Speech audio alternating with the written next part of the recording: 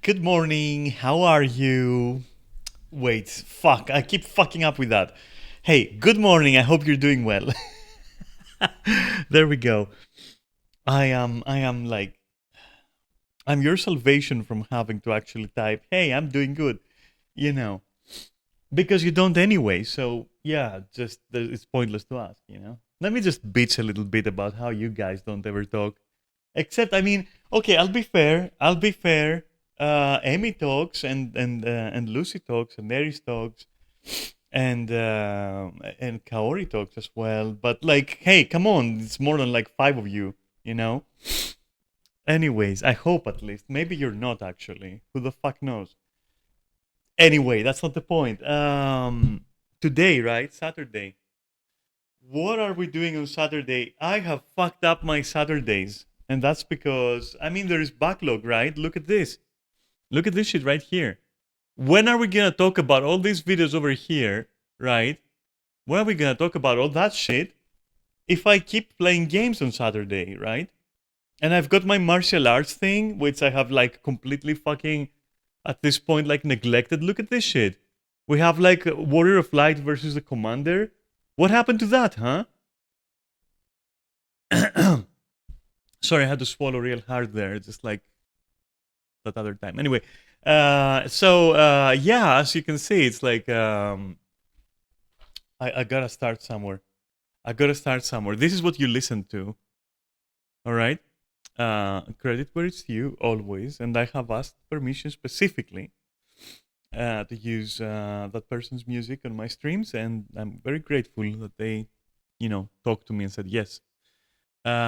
It's nice to have a clarification on that. But yeah, cool song. All of the Street Fighter remixes that this person has done are pretty cool. Yeah, I don't necessarily like all of their stuff, but the Street Fighter stuff, mm, very nice. Hi, Neris. Speak of the devil. Then I saw on my feed that somebody followed 18 hours ago, and that somebody is either called Ledol or Iedol. Ledol, as in the doll, perhaps? I don't know. Names fascinate me. Like how people decide to call themselves on various platforms and games and why always fascinates me, you know? So yeah, Ledol or Ledol or I don't know. It sounds like a prescription drug as well, a little bit. But thanks for the follow. What's up with following me when I'm not here? How am I supposed to thank you if I'm not here, huh? Why are you doing this to me? Anyway, thanks for the follow, Ledol. I really appreciate it, or Ledol, whatever you prefer. Um, so yeah, I got videos for you. I have things for you. Right here in my bag of backlog stuff, you know? And the problem is I really need to get through the backlog because it builds up as you know, as I open YouTube every day and then my feed goes, "Hey, you should watch this." And then I click on it and it's like, "Yeah, that's good for my stream. I should talk about that on my fucking stream, you know?" And it builds up. And look at this. Who the fuck wants to have so many tabs? I mean, up to here that's fine. But what about this? We gotta talk. We gotta fucking clear the backlog. And so today, that's what I'm gonna do. I'm just gonna clear my backlog, you know? Yeah. Better out than in, right? Anyway, so disclaimer, yeah, disclaimer. Disclaimer. I might not like the video at all because I don't watch them, right? I watch them with you directly, just to comment on them with you. Um, I might not like the video, so I might just literally throw it in the garbage can and just proceed to the next one. Obviously, I'm not gonna criticize the person, but like the views or the opinion stated or whatever or anything else that we see, whatever. You know how it goes, blah blah blah, and no copyright, and no this and no that. You fucking know all of that, you know. I'm just saying it every now and then because I just have to fucking remind everyone, and I have to be clear about like my intentions and like I don't want to make money off other people's work and yeah, all that shit, right? Um, which we all know and respect and all that, and so I do too. That's what I'm saying right here. I do that too. I respect that. So, let me know if I do a fucking doo-doo, and I'll undo the doo-doo, and I'll do something else instead of the doo-doo next time, okay? Um, Obviously, any opinion I state is just mine and just mine, honestly, and it's just an opinion, and it might even change and all that shit, it's blah, blah, blah. It's just food for thought, okay? It's just for fun anyways. Not that I don't take it seriously or that I just, like, act when I comment or anything, but yeah, it is for fun. Yeah. All right. So I think with all that, we can just like make a sound check, as I like to call it, because it makes me sound like super fucking famous, and like I know what I'm doing on OBS. So we'll do that, and then I'll just comment on a favorite subject of yours, which is Final Fantasy 14. The favorite subject. Favorite subject. Right now, my two favorite subjects, my four favorite subjects are martial arts. That's what I love talking about with you. Myself, which is your favorite subject, no doubt. Which I haven't done for a while, by the way. And then it's Final Fantasy 14, and then it's also Guild Wars 2. And specifically these days, Antiquary. Fuck Antiquary. Fuck that piece of shit. Anyway. But there is like also a fifth subject, which is like just my Saturday streams, of course. Anyways, so there was something else. Alien Earth. Okay, listen.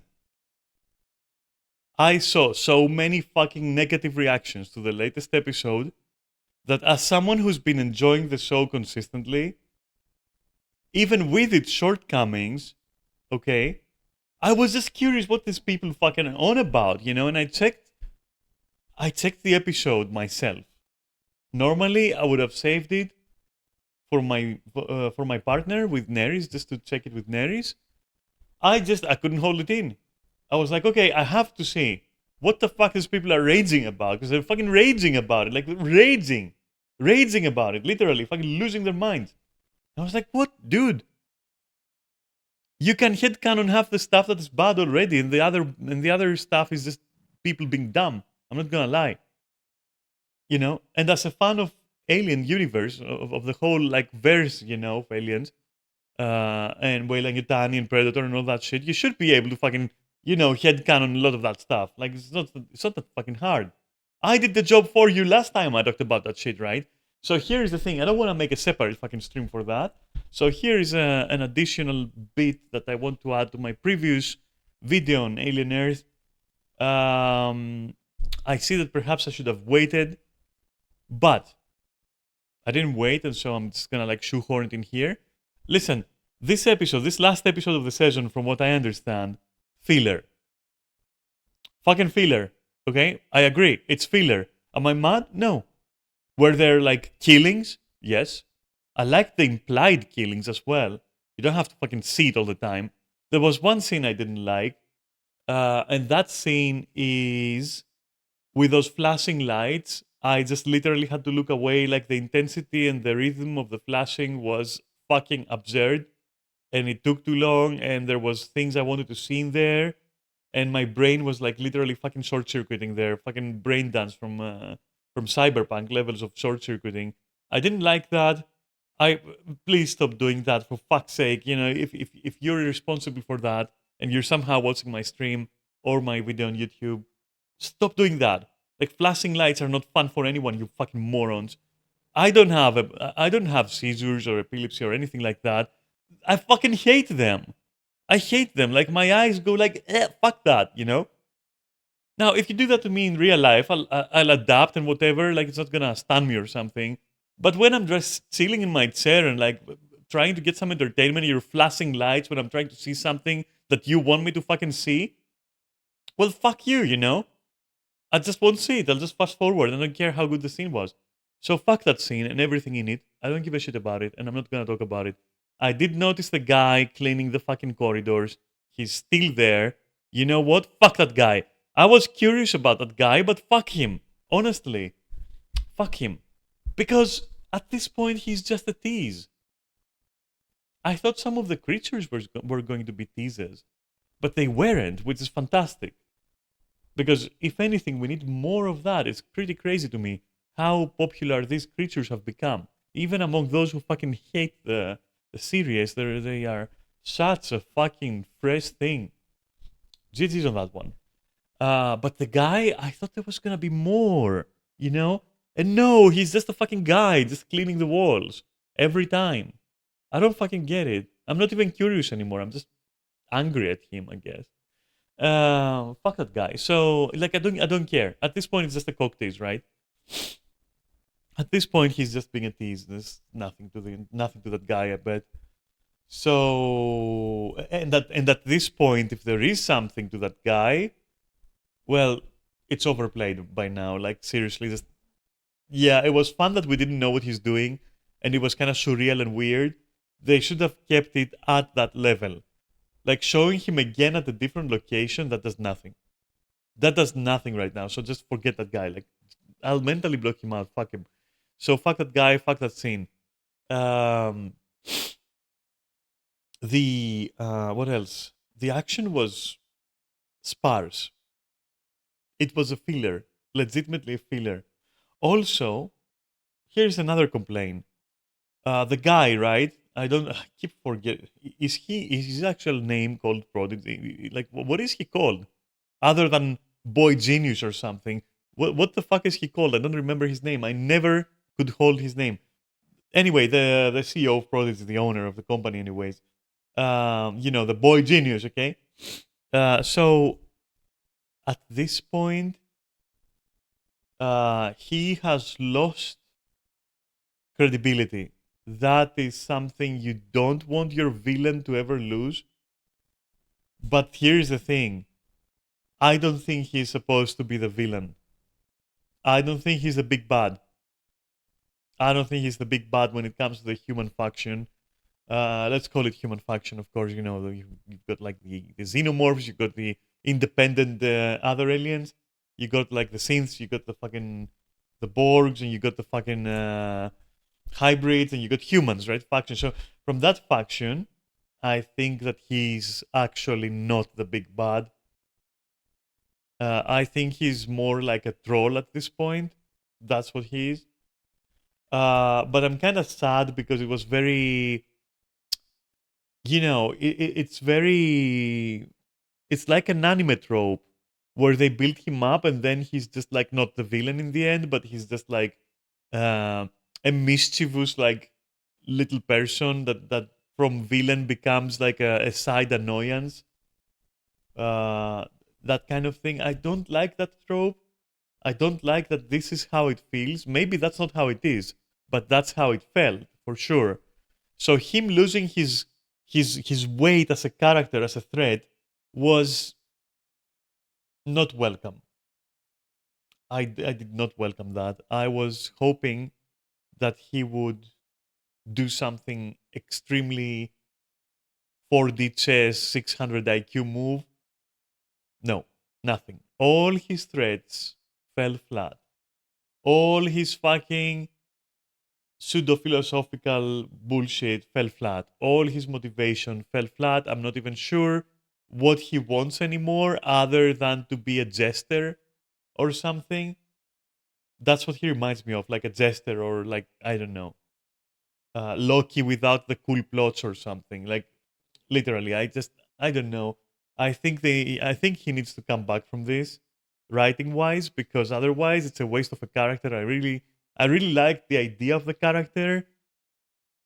Now I just like I'm not enjoying him anymore while he's on screen. He's lost all his fucking charm because they did him dirty. So that is a loss for the show in general.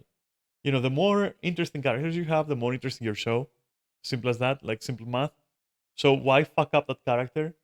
Anyway, maybe they didn't fuck him up. Maybe he's just like gonna make a comeback. But for now, it does feel like he's cooking something, but there is nothing to cook. There's nothing to cook anymore. He's lost everything. He's really just a fucking court jester at this point. In his own court, he's his own court jester at this point. So either he's gonna ass pull and I'm not gonna like it, or he's gonna do nothing and I'm not gonna like it. So I think this character may be kind of dead, quote unquote. You know, um, I liked I liked a lot of things. I was kind of like, I don't understand why they showed like Yutani's face during the landing of their forces on the island. That was so fucking 80s anime kind of scene out of fucking nowhere. It made me laugh. I was like, okay, it's cool that they did that. It's cool that they attempted that. And GG's for attempting it. We have now confirmed it doesn't look good in live action movies. We confirmed it. And you know exactly which scene I'm saying, and you can find it on YouTube if you don't. But it's like the typical thing where something ominous happens, and the person who caused it or gave the order, like their face is semi-transparent in the background while you see what the result of the order was, and the person goes like, kind of like that. Well, Wayland didn't sneer or something. She was just there, which made it more bearable and less cringe. But let's just say I like that they tried it, but now we confirmed it doesn't work. Please never do it again. It doesn't work for live action. Like, no, it just doesn't. So, yeah. But okay, can I fault them for trying it? Not in this case. Nobody else fucking done that. At least to this degree and so blatantly, trying to do that. Like, very, very blatantly trying to do exactly that. No, I haven't seen it at least. Only in anime or animated bullshit. So yeah, I don't know. It just doesn't look good. It looked very immature, kinda. I don't know how to describe it. And redundant because the shot um of the ships approaching the island was pretty great actually. It was like nice location, nice fucking ship design. Everything was good. And then suddenly, Yutani's face there, and I'm like, okay, I don't know. It was clumsy. I think it was clumsy, but I'm glad they tried it. They tried something new, okay, but it doesn't work. Never do it again. Thank you. So, what else was interesting there? Um, or what else did I not like actually? So, I feel I'm a little bit lost as to the whole hybrid thing. I feel I'm a little bit lost when it comes to that. No pun intended, lost children and all that, lost boys or whatever. No pun intended, but I'm feeling lost because what is even happening at this point? Like, I can't focus on them anymore. It's like I don't mind that they're acting childish because they're supposed to be children. That's fine. They do it pretty well. That's fine. But I'm lost as to like what the fuck. Okay, so what now then? Like that's my takeaway from this episode. Like, okay, so what now? Like legit. So they're starting to annoy me, not as characters, but or rather, how can I say it? Their character development seems to have stopped for now. That's my problem. Some kind of story arc is starting for sure, which is, of course, setting up the next season and everything. Okay, so obviously. So, yeah, that's not hopeless. But I think they really need to get motivations. They really need to get to become their own characters. Again, no pun intended, but they need to fucking grow up at this point as characters, not in the fucking series, but like outside of that. Like out of character, they need to have some development. Come on, dude. They need to do something significant or say something significant soon. Otherwise, they're just fodder, I guess, which might very well be the case. I'd like them. You know what? I would like them to develop like different, perhaps, abilities. I mean, you can see that like our main character has learned how to communicate with aliens, for example. Okay, why can't the rest of them do that? I wonder. Maybe not as effectively, but they definitely should have the capability of emulating what she's doing. They are made from the same fucking stuff, right?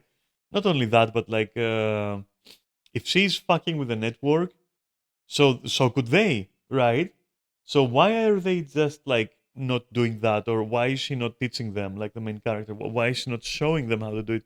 But I guess then again, maybe she feels special for doing so, and that's very valid as like part of your character. That's very, very valid. But I would like to see some sort of, why don't you teach us to do that? Well, you're not ready yet and all that. Maybe I want, I feel like maybe I want her to actually be a villain.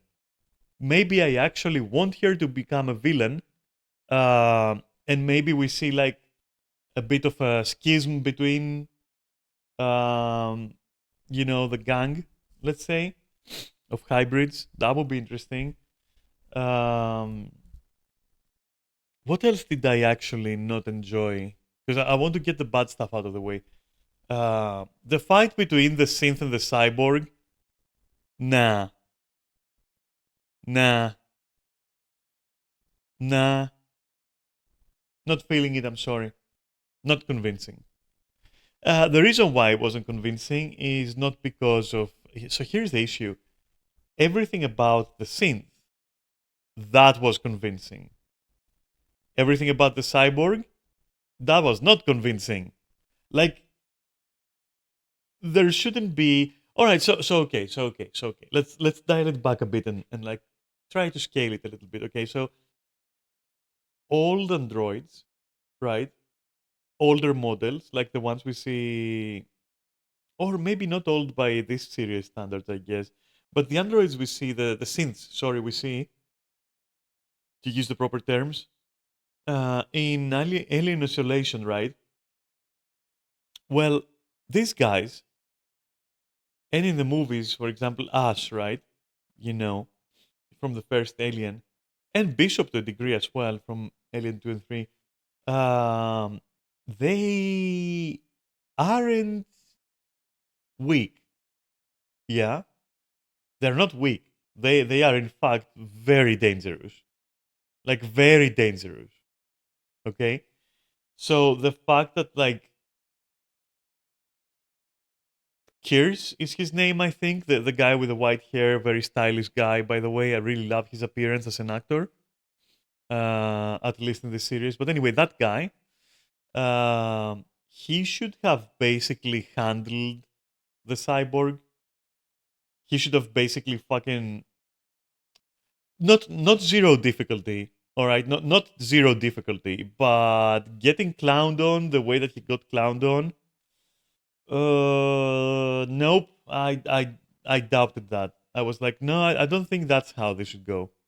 I don't think so. It didn't look believable, you know. Mind you, he wanted to restrain the cyborg as a bargaining chip, as something, who the fuck knows, right? He wanted to restrain the cyborg. It was obvious, especially from what happened after, right? Uh, even so, even so, I could not believe that he would allow himself to be this damaged by someone that he needs to capture, or that would be the result of his attempt to capture him, because there shouldn't be such a huge degree of difficulty, right? And I have to ask, where was the cyborg's blade? Did they forget that he's got like a blade? I wonder. I don't fucking know. What, is it implied that the blade would not hurt the scene? Unlikely. I cannot believe that. So I'm not quite sure what happened there. Also, let's go to some more minor observations. Uh, their way of restraining the cyborg's arm was to literally let him be, literally just to let him be, no worries, but encase his arm in a hammer, which he could use as a weapon if he wanted. Dude, you didn't take away his weapons. You just gave him a better one. Blunt force trauma. Dude, what are you talking about? They fucked up with that. I couldn't believe that. Why wasn't he restrained with something more effective? Why just his arm? I mean, even if you consider his arm like his most valid weapon, and you want to like restrain that, okay. But what about the rest of him? Because it's not like he's a slouch, right? And you know he's a threat. Why don't you fucking restrain him? Unbelievable, right? Unfucking believable. It wasn't believable to me at all. I was like, nah, no way. Uh, what else? Another thing that I just had issues with. Uh, okay, let's get the scene out of the way where that plant thing, that octopus plant thing, just like becomes like Half-Life One fucking laser thingy that attaches itself on the ceiling and then like strangles you and carries you up into its mouth and all that. Pretty much Half-Life. Loved it. I loved it. Some people, I watched like some stuff. I read some comments. That's when I decided not to spoil myself and just go watch it. By the way, they said, "Oh, they're so stupid that they forgot that they could stand it or shoot at it." No, no. First of all, presentation, right? Presentation. Like they're setting it up so nicely. Like it terrifies the soldiers. It gets the iconic slime dripping on the victim. Blah blah blah, and they don't know all that, and it's fucking it's fucking nope material as well. And the soldiers are like, holy shit, what the fuck is going on? I was okay with that. I don't think like okay, so we accept. So here's the argument. They could have reacted, people say. Well, here's the counter argument. When you see people do the exact same, so freeze in fear and panic and confusion when they see a xenomorph and then they get fucking destroyed, nobody bats an eyelash because it's cool, right? It's a xenomorph. What could they have done anyways? That kind of thing. Why don't you give the same credit to that thing? Why doesn't that thing get the same fucking credit? Like, to me, the reaction of these security guards, by the way, they weren't even soldiers, they're security. They're not even soldiers, they're security, they stated. They're not even allowed to carry the big guns. They wanted to go and get the big guns. And in my opinion, they were kind of dumb. I'm not gonna lie. They looked basic as fuck, like, honestly, just basic security or something. That's what they looked like.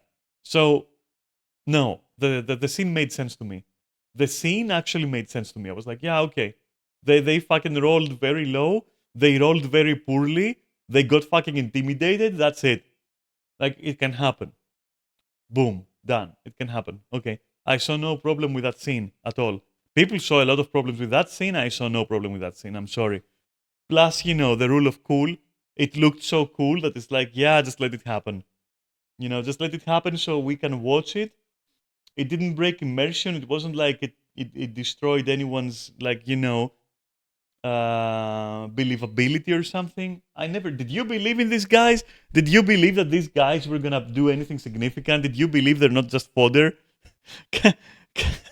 What are you on about? What are you on about? You're joking, right? These guys were dead the moment they showed up on screen. I'm sorry, they were all dead. Especially the guy saying "Stay Frosty," already setting him up to die, because "Stay Frosty" is a typical thing that we hear from. Not a typical thing. Like, it's like something that you hear in Alien 2. Most of these guys who stayed frosty fucking died. I was sure they were gonna die, but I was wondering how, and then it got answered, and I was like, okay, that's cool. That's cool. We know what the plant does. Um. So yeah, the eye is a tease again. Like, so, okay, listen. They are building the eye up more than the xenomorphs. It's crazy to me. That to me is fucking crazy.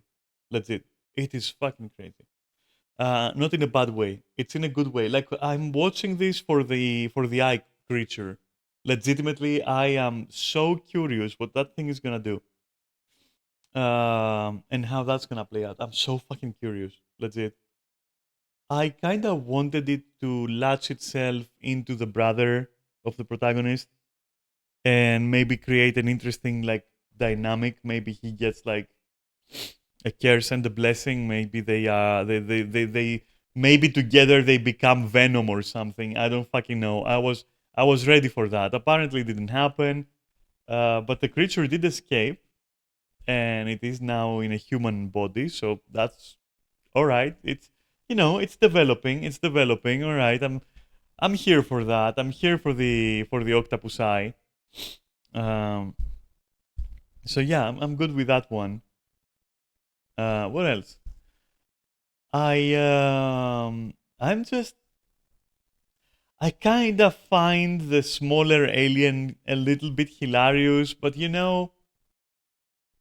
that's we always knew that that's how they grow up, and yes, there should be a phase in which they look like miniature xenomorphs, and lo and behold, it looks like a miniature xenomorph, and it's between adorable and not really good to watch. But I guess it's gonna grow and it's not gonna be an issue, you know. But I did find it kind of goofy, not necessarily in a bad way. I always knew that like it doesn't directly go from like this snake thing directly into a grown-up alien, but seeing it kind of, it's better not to show that like stage of its development. But I guess it is a stage of its development. I mean, yeah, what did you expect? Of course, it's gonna have like a. Of course, it was gonna be, a miniature xenomorph. Okay, so that wasn't too bad. Like, it wasn't too bad, honestly. I was like, yeah, okay, cool, whatever. Um. Oh, and in the fight between the cyborg and the synth, I was. I should watch it again.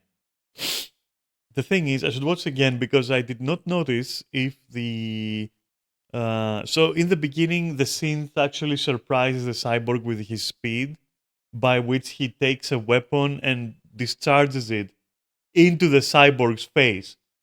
I think he misses or something. I don't remember what happens there. So I have to rewatch that. I'm not sure why that shot didn't disable the cyborg or kill it or something. But I have to rewatch that. I was thinking about several stuff at the same time during that scene, and I was like, yeah, okay, yeah, I had to snap myself back to focus because I was thinking about all the shit I'm telling you right now. um, but anyway, I'll probably rewatch that scene to understand why that weapon attack didn't work. I don't remember, but it's not that important, I guess. What else? mm, yeah, the the dialogue between the brother and the sister, like the main character and her brother. um Very strange. It was like it was my only option. No, it wasn't. Okay, it wasn't. Sorry. Like,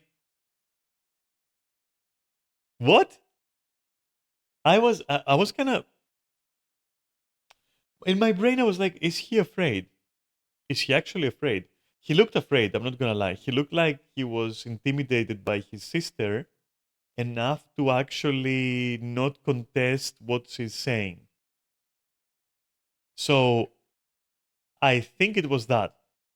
Like, to me, if I watched that happen, I would say, okay, that person is literally shitting their pants. And I mean, yeah, sorry, but yes, I mean, you've seen what a hybrid can do. So, yeah, I don't know. It looked like he was. There is this interesting thing between them where neither of them are sure that they are related, even, or that they have a bond. Because if you go by a certain angle, that's not even a person, like the hybrid. It's not even a person anymore. It's an AI thinking it's a person, a particular person that was that guy's sister. But as it gains more and more like autonomy, let's say, it's like, wait a minute, the person I was based on was at one point that guy's sister, but at the current moment, how things are, they're not really tied together, are they? And I don't think that she's looking to be controlled by anyone anymore, including taking advice from a brother, perhaps. So I think that's something that the brother would think about and would be like, maybe that's not my sister anymore, and I should probably not piss her off for now. So it wasn't completely uncanny that he went, that he went from like, but this and that, and then she goes, nope, and then he goes, okay, sorry. Like, because, yeah, what was he going to do in that scene? Like, what was he supposed to do in that boat scene? Honestly, I don't fucking know. I don't fucking know.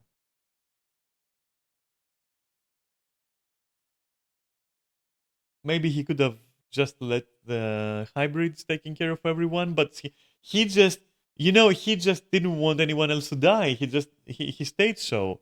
He even states so very clearly, like in this episode, he says, I want to save everyone I can. I don't want any more killing. So it's in line with his character what he did, you know. And maybe his sister went along with it because maybe she trusts him, but not anymore apparently. And as I said, perhaps he sensed that and considered everything I said and was like, yeah, let me not piss that thing off. Let me not piss the fucking murder machine off, you know? Let me not make her think that perhaps we are not anymore related, technically. So, yeah, okay.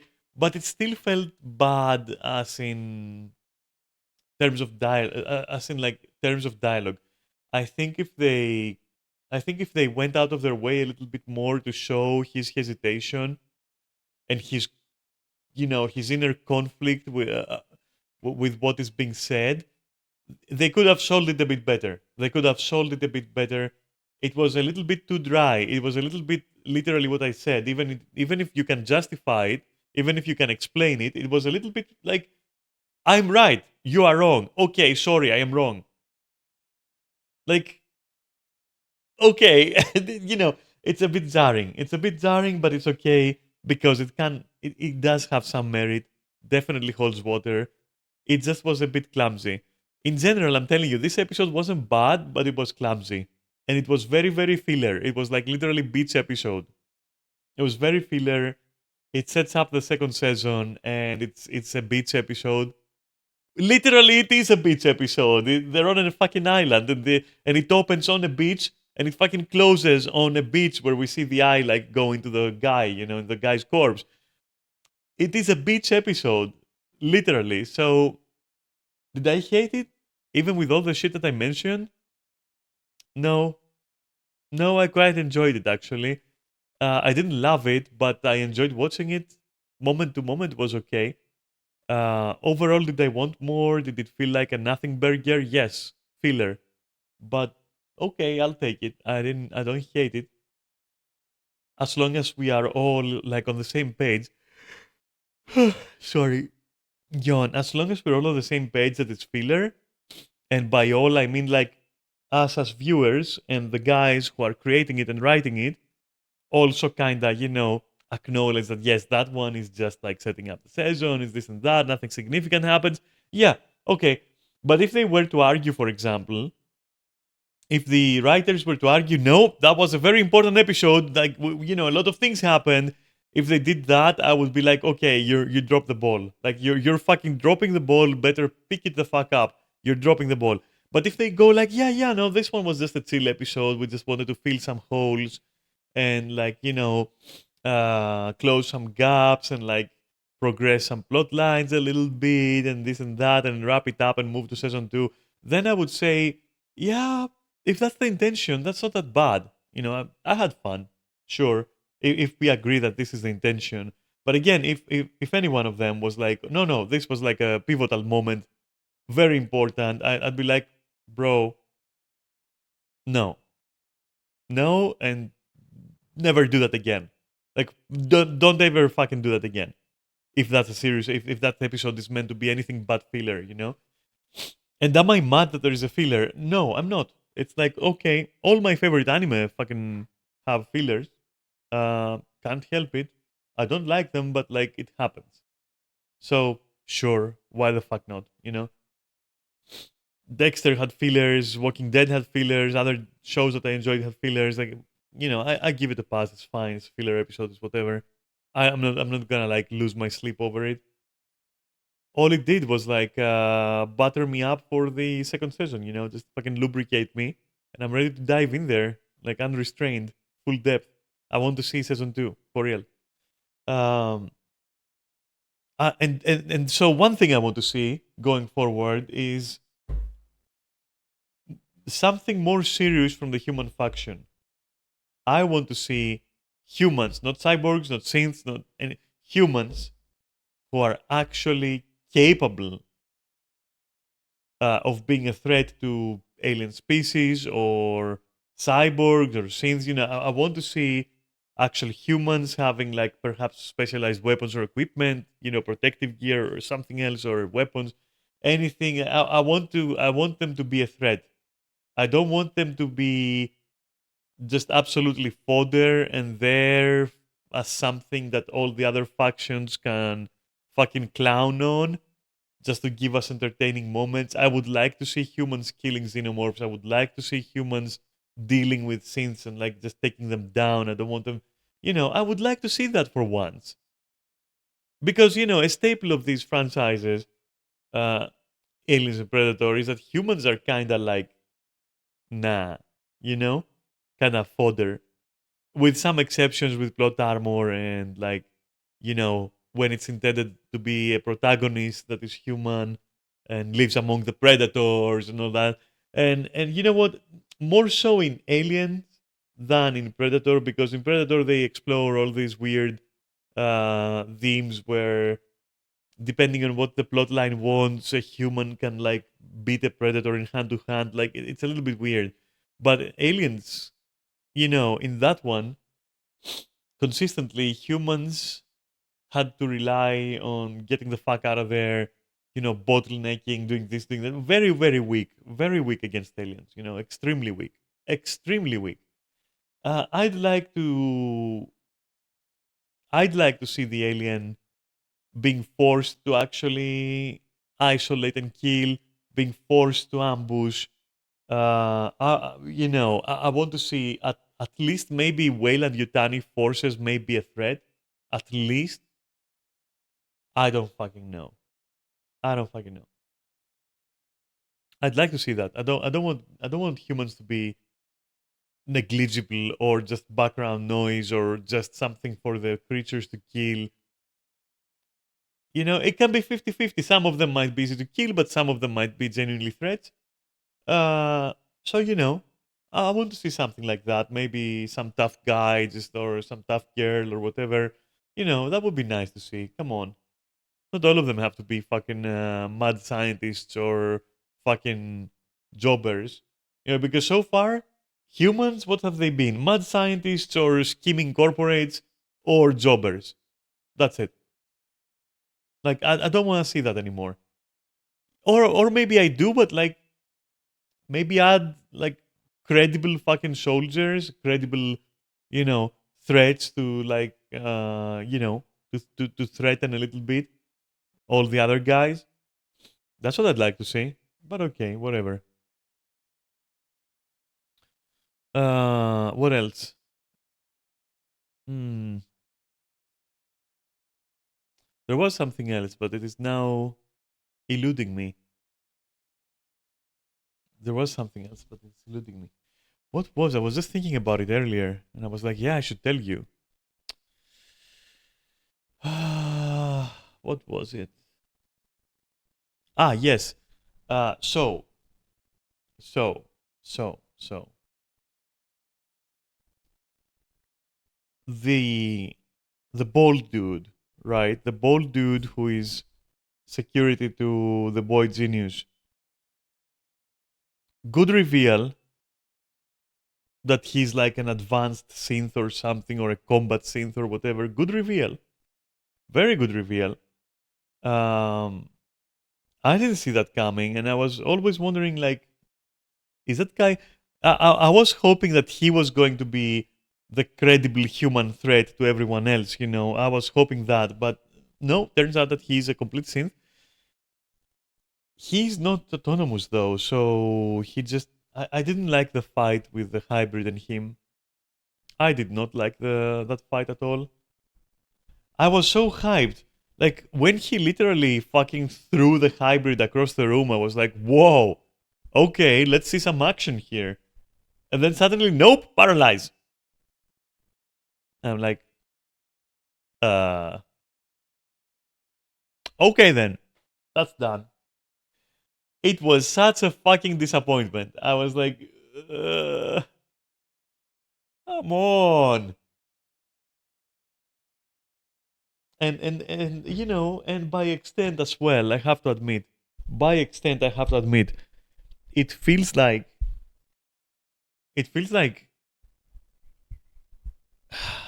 I hate to say it. I'm gonna seed on one point. I'm gonna seed on one point. And as I say seed, it's like CEDE. I'm gonna give up on one point. I'm resting my case against one point. That point is, my god, security measures on the boy genius's fucking island are next to non-existent. My fucking mother and father were a better security force against me visiting the fridge, the family's fridge, when I was a kid, than these guys are to fucking to the boy genius. There are no isolating the network. There is no kill switching the kids. There's nothing. There's no EMP. There is no doors that contain electromagnetic fields that can maybe stop them from entering. There is nothing. There is absolutely nothing. And while I was giving them the benefit of the doubt for the containment and transportation of the specimens, my God, they are not just unprepared. They just don't care. Like that's my only answer to what I saw, like to how woefully underprepared and badly secured the facility is. My only explanation was, for some reason, they don't care. So that explanation doesn't hold water currently. I'm refusing to believe it. So I'm resting my case on this one, not for the transportation, acquisition of samples and storage of samples on the spaceship, none of that. But specifically, this facility is. I could fucking infiltrate that and disable all security measures because there are none. It is. It's unexplainable. To me, the only explanation is they don't care for a reason. What that might be, I don't fucking know. But right now, that does not seem plausible. It does not seem plausible. It might be that they explain it, and again, maybe the boy genius pulls a fucking, 360 no scope ass pull, uh, double ass pull, deluxe version, and fucking fucks everyone up and all that. Yeah, maybe. Or maybe there's another reason. Right now, with what we've seen, though, zero sense. It is definitely a plot hole. That is definitely a plot hole. They are completely underprepared for it. Not even for humans, like for nothing, for nothing, literally. I don't understand it. That was honestly something that broke my immersion completely. I was like, you cannot tell me that you don't have a kill switch in your hybrids. You cannot tell me, like, at this point it's too much. At this point, it's too much. So unless they explain it away in a satisfactory way, I think that's going to be a huge plot hole, and it might, if it remains, it will really make it very difficult to enjoy the rest of the show, because the rest of the show is going to be a result of that facility being extremely uh, vulnerable, both within and without, like extremely vulnerable. to hacking, to being taken over, to everything, everything. So it's ridiculous to me. I don't know. I just yeah, maybe there's a reason they don't care. But right now we don't know if there is a reason. All we know is that they really must have not cared. Like so that's a stupid explanation right now. So fuck it. I don't know. I rest my case with that one. Remains to be seen. But for now, I'm resting my fucking case. You are actually right. Not about the transportation acquisition and all that. Fuck that. I told you about this. But this facility is like, oof, nah, cannot, like, it's crazy. It is crazy. No way, crazy. Anyway, that's all I had to say. Now, for the rest, I don't know. I guess closing about Alien Earth, I'll say I still recommend that you watch it. It's a pretty good show, honestly. Still very good show.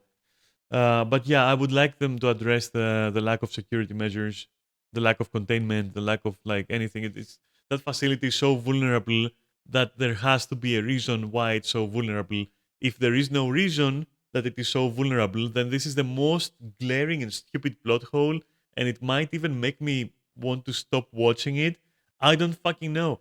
They need if they didn't account for it, and it was stupidity. I hope they understand that they need to like plug that hole and come up with a shitty explanation. Anything to show me that we acknowledge it. Here is a reason that like hold some water. Please continue watching. Yeah, sure, I will. But give me a reason because right now, if that is not addressed in the first couple of episodes of the next season, I'm just gonna stop watching because when something is just that unbelievable, I just can't keep watching.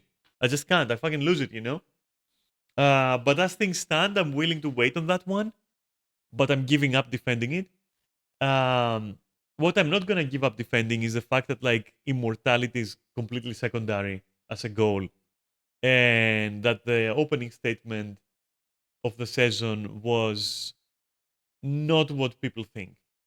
It's not beneficial to humanity. It's not in a way that will benefit anyone. It's very clearly a very malicious goal, and it's not even the primary goal. Um, you can bet your ass that these companies are more interested in weapons. That's always been the case. Always been the case with Weyland Yutani at least. Blade Runner showed us that, yeah, the question of mortality and, the droids want to be mortal, implying that they're immortal. Yeah, sure. Nah, I'm not buying it. Like, this is not a race for immortality. This is a weapons race. This is a fucking weapon research race. That's what it is, corporate fully. So yeah, because remember in my previous like video on Alien Earth, it was like I mentioned that like I'm not buying the theory that these guys are supposed to be looking for immortality. No, not at all. No, it's completely um, a malicious like motive that is driving them to do so, and they are 100% willing to fucking drop it. At least Weyland Yutani, that's in character with Weyland Yutani as well. They're willing to drop it 100% in order to pursue like something that will be more profitable because they don't really care to prolong human life. So yeah, that's anyway. I talk about it in my previous video. It's fine. Go and watch it if you want. Anyway, one whole fucking hour, and that's why I was talking a little bit hurriedly because it took 1 hour to say what I wanted to say about the stupid episode. So yeah, now you have my opinion on it, right? Moving on. Yes, yeah. Okay, is Final Fantasy 14 becoming a lonely game, buddy? I've got news for you. I have news for you, Quaid. You are not you. I am you. No, but for real, okay. For real, I have news for you, Rhinon. It's a very lonely game. And you can have ERP with 50 partners a day, every day for a whole fucking year. And you can still be very lonely. Um, yeah, I should know. I'll leave it at that. Aside from, as a polyamorous person, of course, because obviously Neris, right? So I don't feel lonely, and there is also another partner of mine recently. So yeah, but as a polyamorous person, don't forget you can still feel lonely, and I'm polyamorous. That's what I'm saying. You can still feel lonely, even with a partner, and maybe even with more than one partners. You can still feel that gap there, which I've talked about. Like I've talked about my views on polyamory, anyways. I don't want to go into that now, but it's just to give context for my joke of yeah, I should know, because I've I've fucking dug deep. I have been a greedy dwarf. I have dug deep into the minds of ERP Moria, okay, in Final Fantasy. So yeah, it's always been lonely. I've only seen lonely people, and I have only met lonely people. And that's why I kept mating them, because there is an abundance of lonely people who want to meet other people to not be lonely. Final Fantasy XIV always was a very, very lonely game.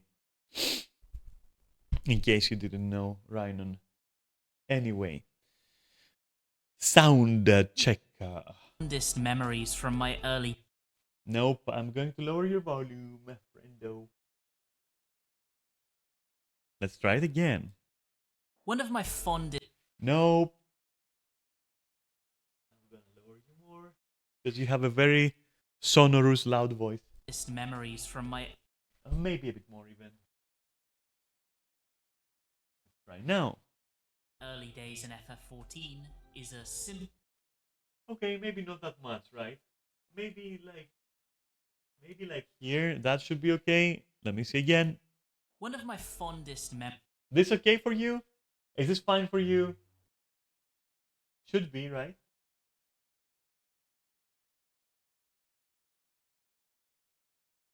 Can barely hear them. Okay, 1 second. I'll fix it. memories from my early days in FF14 is a What about that? Because like the guy is very loud, or girl. They are very loud. Now it's better. Okay, let's make it even better. simple one. In A Realm Reborn and Heaven's Ward, a lot of the quality of life that exists. Is this fine now? Is that fine now? Like this latest update that I did? I can add a little bit more.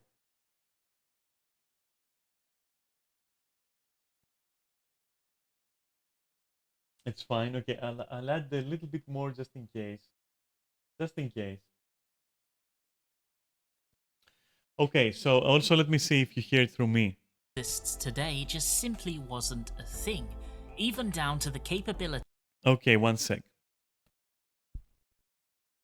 One of my fondest memories from my early days in FF14 is a.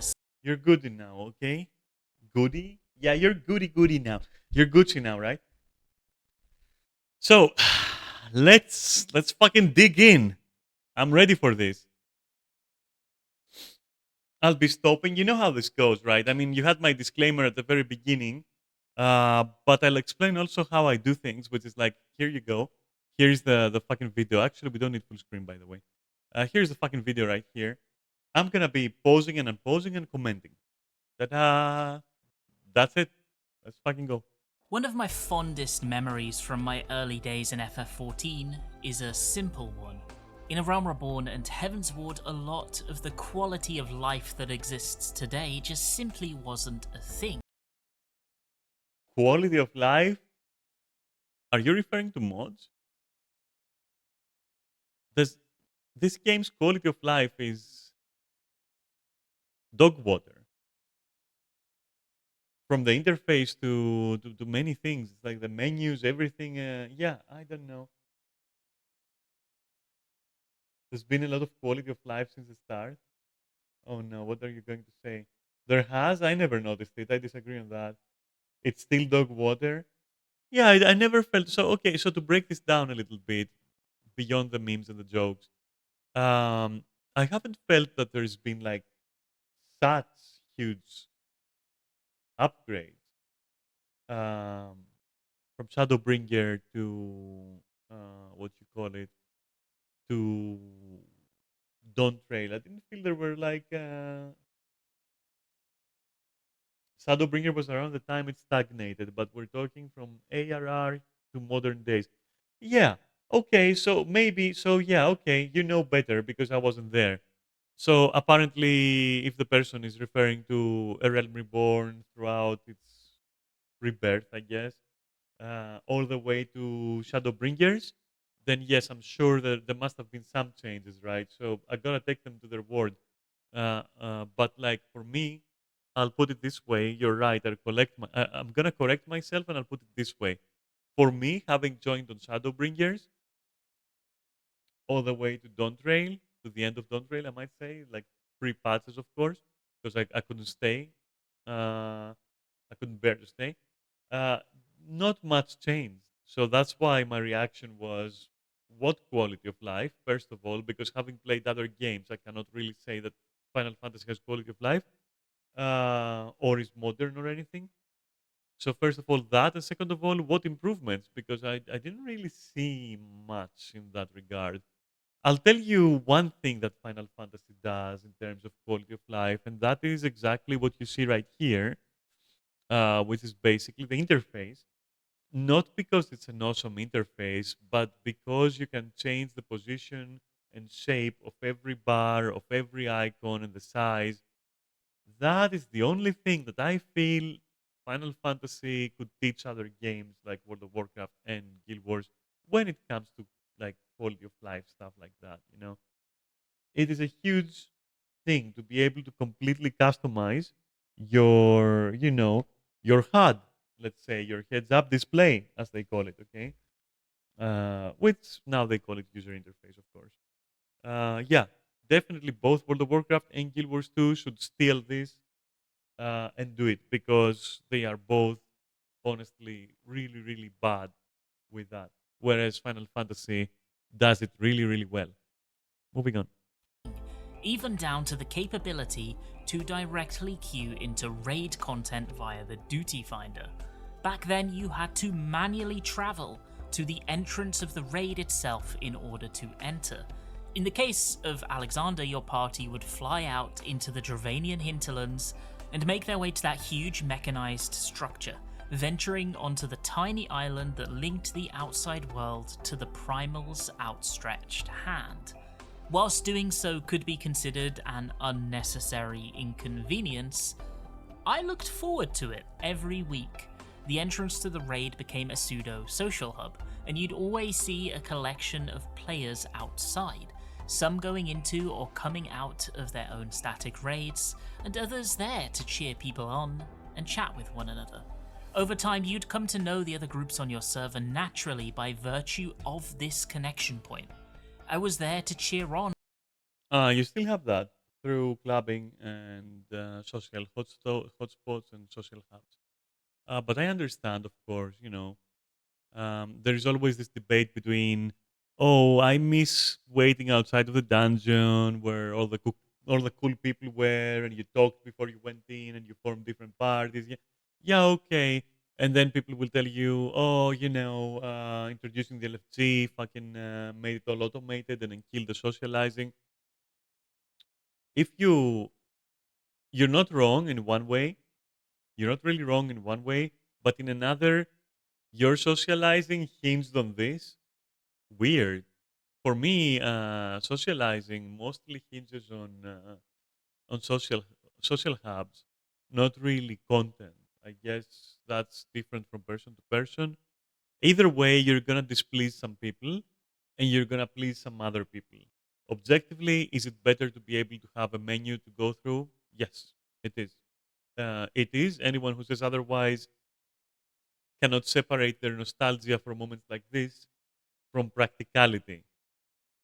So I will never complain about like unifying everything in a menu so you can actually queue blah blah. I am all for that. Is it a little bit of a shame that it kind of like sacrifices this kind of socialization? Yes, it is. But I'd rather that than like having to go there. I'm sorry. If I want to go there to see where the actual entrance is, well, then I can just do that. You know. A handful of groups as they cleared living liquid for the first time, emerging victorious and lighting up Say Chat with their proud exclamations. Similarly, others would congratulate me on my clears and notice if I attained a new piece of loot. It That is still the case. If you go back and forth from social hubs with new loot, people might say, "Oh, you got that sword that shines. Hey, you cleared that? Yeah. All right, congrats." And goes clap. Clap for you and kiss you and embrace you and what other emotes you want to do. That is not that this has not left the game. So I don't understand why that's a problem. it felt like a community. That leads me to my question and the topic of today's video. Has Final Fantasy XIV become less social over time? Are we more Okay. So here's the thing. I understand. Yeah, I mean sorry. They are nostalgia wanking. I mean, look at this. Is it lonely? Such a lonely day. The loneliest day of my life. This is literally the vibe, and also a node, not even a nod. It's an ode to times gone by. So yeah, they are going to be very, very fucking nostalgic. But I'm here for it. Let's see. But yeah, I mean, if you're asking if it was super, super fucking social in the first days and then less social as it went on, yeah, that's what happens. People come and go, people quit, people join back, friendships start, friendships break, relationships start, relationships break. People find other games. Launch of the game always much more hype. A lot of people running around, being social, meeting other people, enjoying the 1 to 10 level up. Which is like completely unrealistic and happens like 10 minutes, but they're still there just for that, just to be like social during that. Which I never fucking understood. But hey, to each their own. And if we're comparing that to a game that has matured and has 10 years under its belt, and it's like and it's established, and people know what to do when. People know the stuff. They don't need to go out of their way. There are guides. Yeah, it's just natural. It's gonna be a little bit less fucking social. But this kind of complaint is very akin to back in my day, there were no cellular phones. You had to walk down the street and then tap on the window of your friend, and they would open it and they would be merry and smoking that fresh tobacco from their wizard pipe and make ships that go through fucking rings. Like, bro, nah. So yeah, I'm sorry, but like this is just not really something that I can, I can, as much as I loved my own days of Ultima Online, where, I've talked about it before, that game had fucking character, that game had street credit, that game, your name meant something, you knowing people meant something, people knowing you meant something, people had reputation, like, yeah, sure, but it's just a fond memory.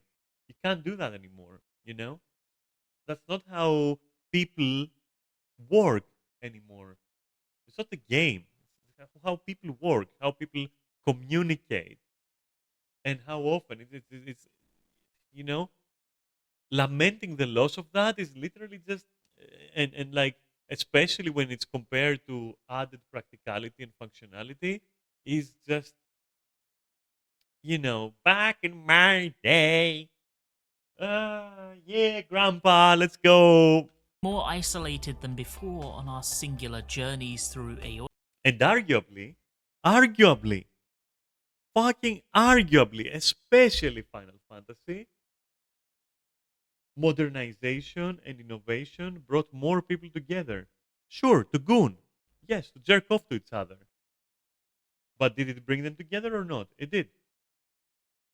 So what is this nostalgia coming from? Yeah, I could make an argument that statistically, people come together far more often and for longer than they used to, just because they can, or could rather in this case, use Mare and connect to each other and club and then fuck each other like they're fucking rabbits. and that is more connection, you know. Now, whether or not it's more quality connection, well, that's an individual case, I guess. We cannot go into that, but there is an argument to be made that all that stuff, along with other stuff that hasn't been lost, like for example, meeting other people in like social hotspots, um, that all that means that like it isn't that different. So the person is nostalgic for very, very specific things. For very specific things. It's like, oh no, the big bad LFG, it stole my friends. No, it didn't. If they were really your friends, you would find them in guild chat. You would find them on Discord. You would find them in Limsa. What happened to that? What did you all collectively decide to not be friends when like Square said, "Oh, you know what? Maybe we should actually have a menu for this because fuck people wasting time going left and right, finding the entrance to this or that fucking obscure dungeon." Are you serious? I don't agree with this guy or girl. I don't agree with them.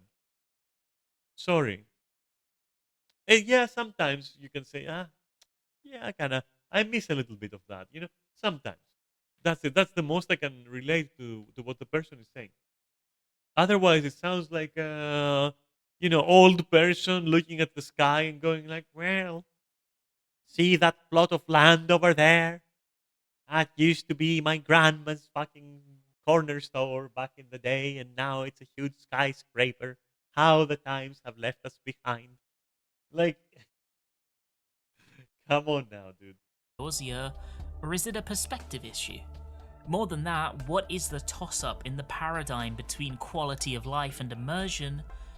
And are MMOs in general making a shift away from the latter in order to keep with the times? There's going to be a bit of yapping today, basically. The first, and by far most harped on about on message boards and social media, is the relative lack of incentivization that players have to spend much of their time at all in the outside world in FF14 compared to other MMO games. Yeah, that's a severe lacking of the game. It has a dead open world because there's nothing there. You call it an open world, but it's a fucking wasteland. Each expansion is a It's such a fucking wasteland. All the open maps of the game, like after a month of its expansion launch, there's such fucking wastelands that you might fucking find a vault suit or something. accompanied by a range of You can find fucking power armor over there. new zones, and they are mostly gorgeous, broad, Gorgeous. You're calling the dead, soulless open world of Final Fantasy, full of invisible walls, restrictions, and other bullshit like that. You call that like the fucking stilted NPCs and NPC dialogues? The fucking it looks like it's a fucking set piece that's completely dead. What are you talking about, gorgeous?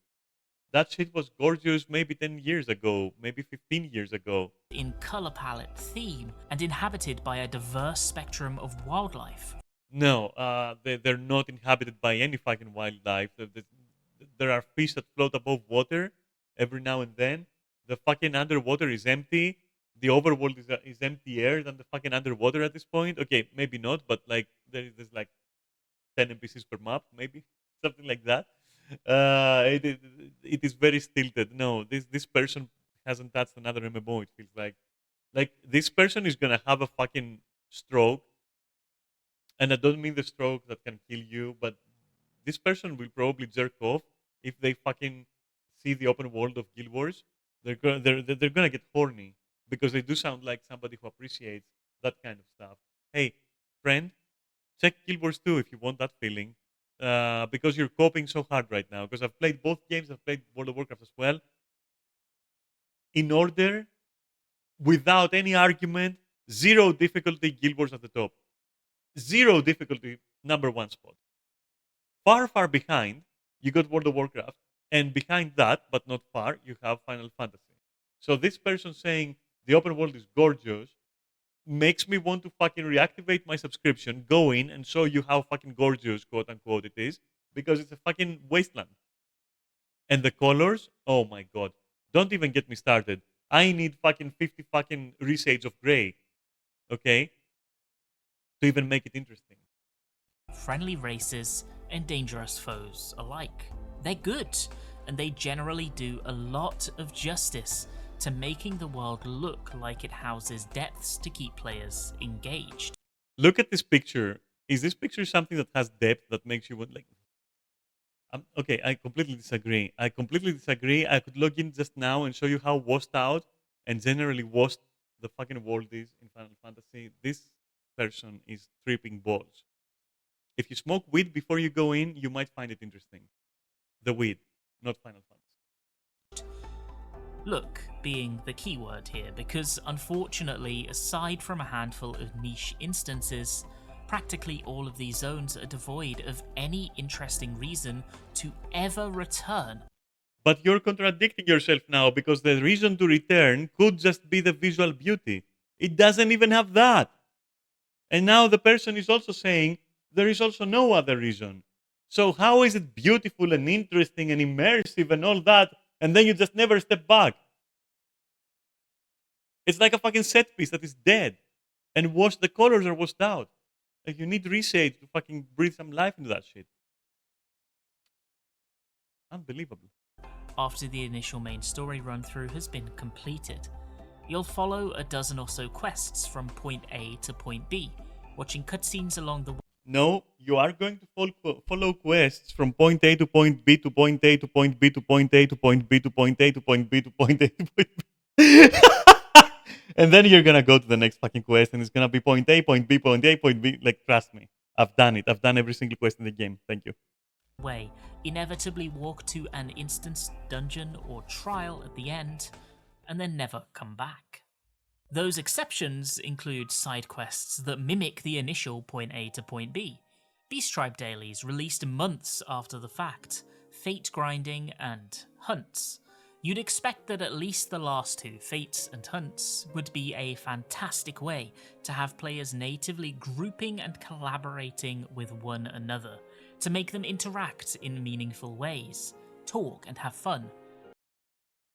There is no interaction or meaningful stuff other than people in Limsa saying, just gathering around the one person who's constantly crafting 24/7 and is the only person that actually crafts without fucking macros because they're fucking insane.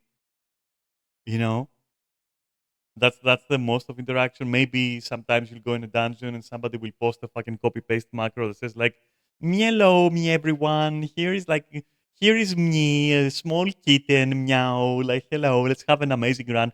By the time you read all that, or by the time I fucking read it out for you, half the group is already fucking speeding through the dungeon, and that's to escape with their sanity. To bring the world to life. But unfortunately, it rarely happens because of the nature of their designs. Hunts are all about speed. Players will set up trains to speedrun them as efficiently as possible.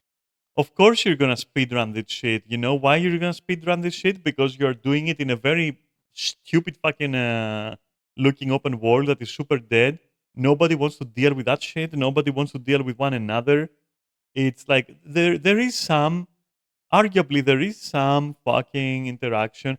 You know what? It's ironic because there's more interaction during those hunts, and I know because I've done a lot of them, than any other activity. So it's ironic that this person is saying that, oh no, they don't even speak for that. Nope, they do. More than in dungeons, that's for sure. Definitely more than in dungeons.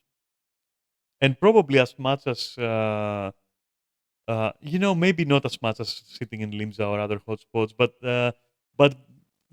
they're definitely above dungeon runs, for example, or doing your daily, you know, roulette of, what do you call this? Trials, I think. Any roulette. Like this people talk more in this than they talk in any of the roulettes I've seen. And people also sometimes, but very rarely, talk in 24p raids. Rarely though. I'm not including the cat girl meow meow macros. Okay, I'm not including that because if you include that, yeah, a lot of people spam that. Um, if we're talking real interaction, this shit might even be above raids, and that speaks volumes about how communication works outside of ERP. possible, and for all intents and purposes, their usual gameplay loop resultingly is to throw 3 to 5 GCDs at a mob, teleport to the next one, hope you get there in time, and repeat for 30 minutes. It's fast enough that there's rarely enough time to engage with both the content and the party, and boring enough that there isn't much reason to want to in the first place. But that's the reason to actually do it in the first place. Is this person actually just living in their own bubble or something? This is exactly why people connect during hands. Dude, I've met people through hands like this, and then our friendship, well, acquaintance, not friendship, lasted far beyond that. It lasted like a week after. At which point, of course, it falls off because if it's not ERP, it's not gonna stick. No pun intended. Unless you are one of those astronomically few that are undertaking the effort to build a community to scout the hunts themselves for these trains, it is transient and forgettable. Fates are clearly intended to fill that role, having been heavily marketed when A Realm Reborn first released as being dynamic, open-world events that appear throughout Eorzea to Fates is zero interaction. Zero interaction to my experience. This is on Omega, by the way.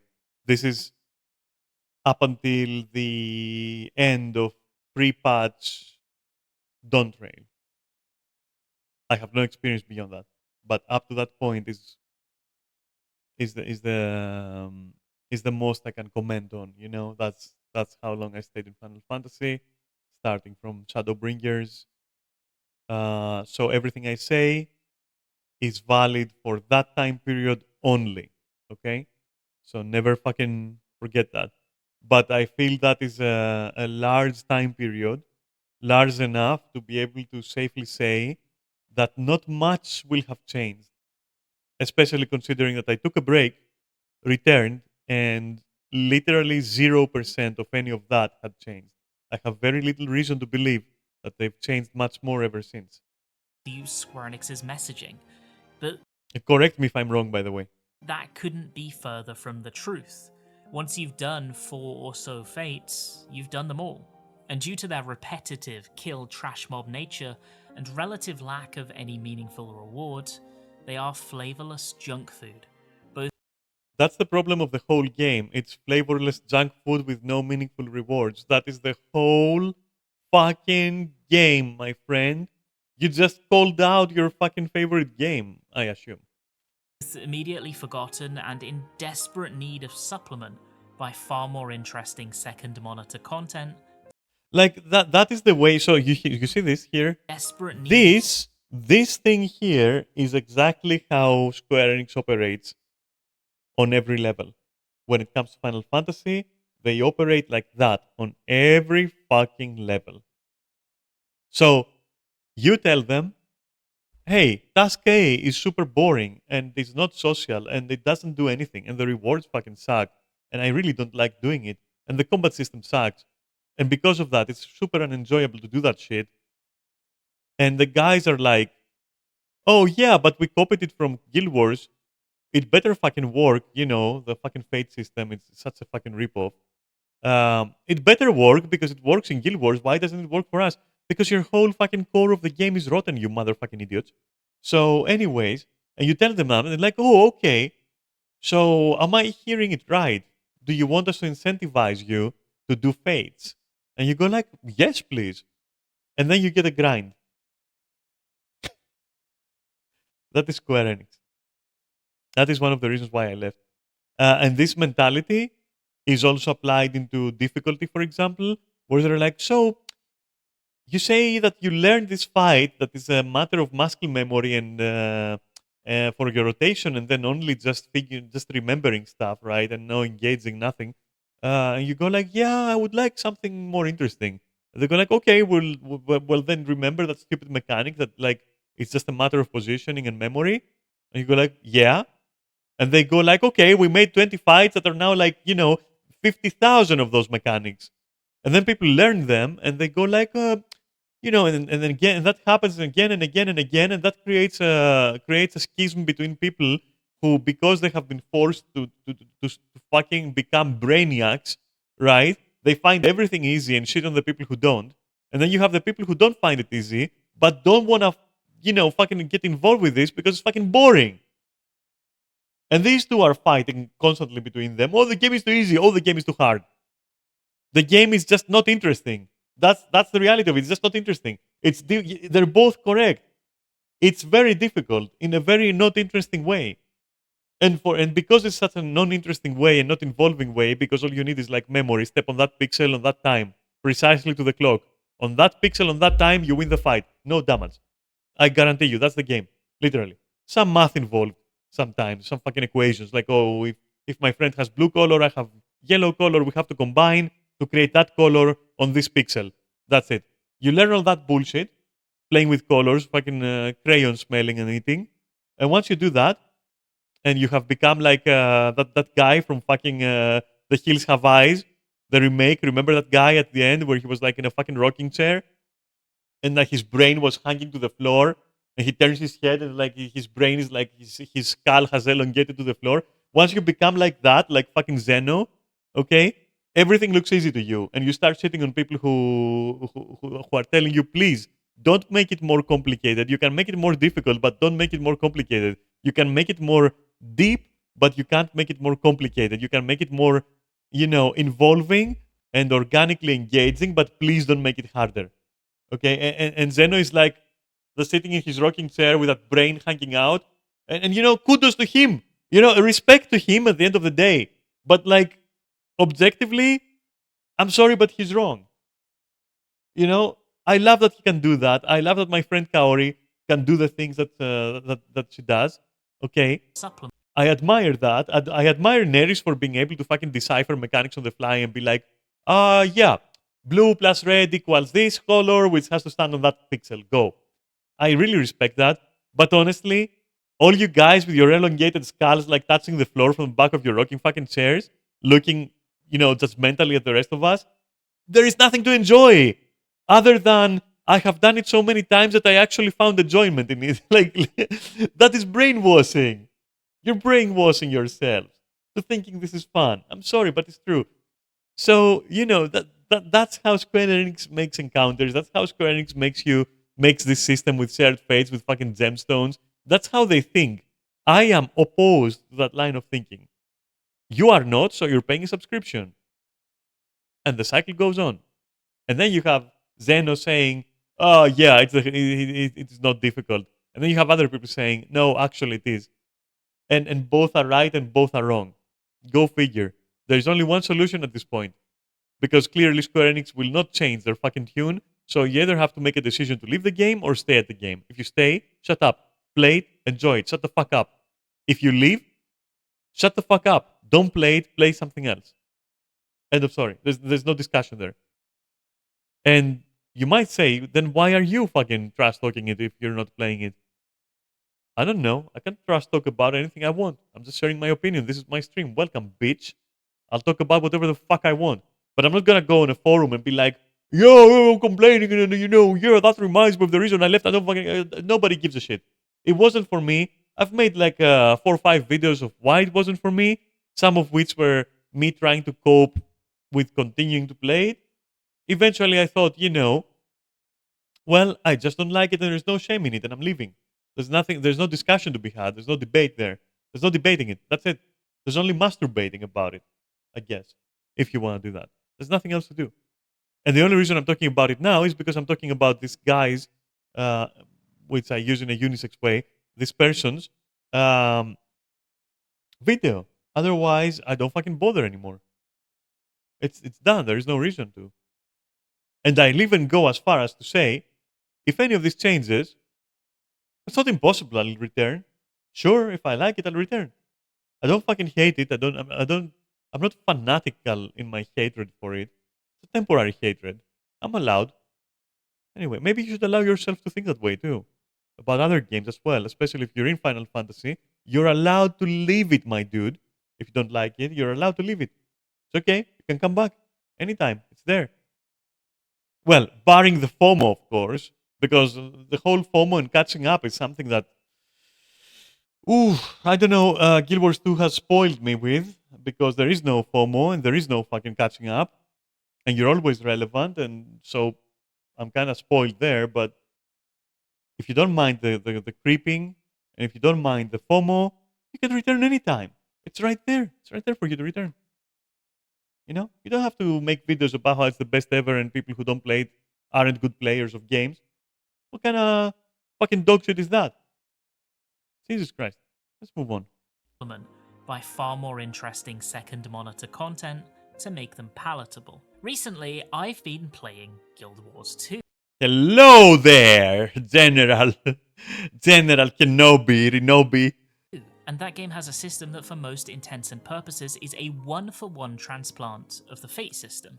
But they do it a Isn't it? Excuse me. You know what? I'm gonna fucking question this. I am very certain Final Fantasy got the idea from Guild Wars. Guild Wars didn't get the idea from Final Fantasy. I'm pretty sure. To me, it doesn't much matter because Guild Wars does it infinitely better. Infinitely better in every regard. But for the record, and I'm not going to double check it because I'm not that petty, honestly, but it is my belief that can change if you correct me, of course, with facts only, that Guild Wars did it first. I am very certain. I believe it, but if you give me sources, I will believe you instead. But I'm pretty sure that Guild Wars 2 did it first. So this person is factually incorrect in their statement. Let's hear it again.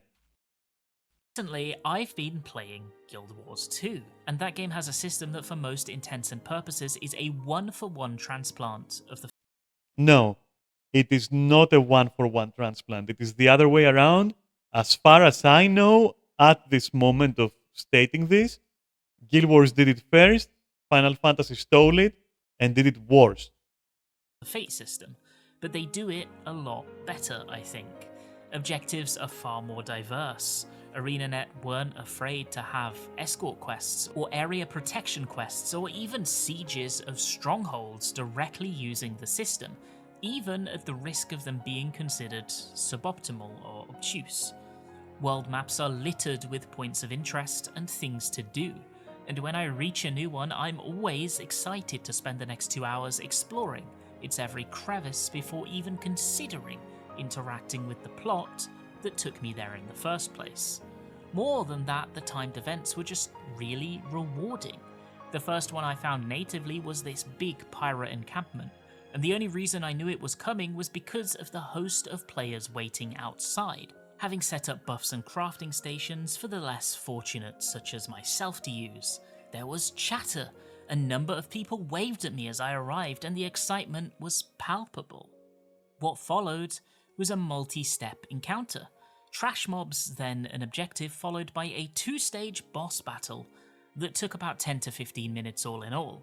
The mechanics were as simple as dodge AoE, but it felt like a proper siege as we destroyed the gate and barreled inside to chase down the captain, and at the end a huge chest dropped, providing me loot in the form of a nice little upgrade and some rare materials. I felt like the time I had invested was worth it, and I had felt that the world was alive.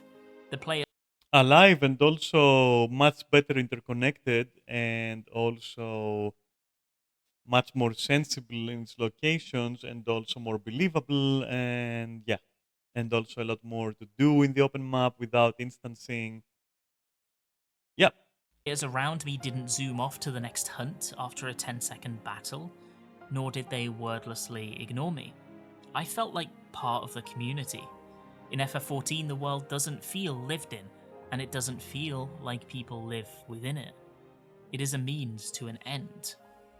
I've often called relic quests the great funnel in FF14, at least by intent.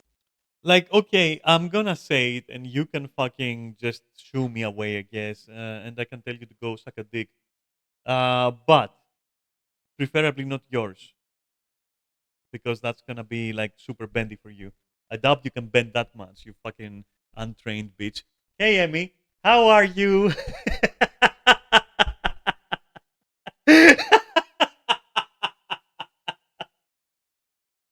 God damn it. All right. How are you doing, Emmy? hey, I'm watching a video and I'm shitting on a person's opinions. So because they're wrong.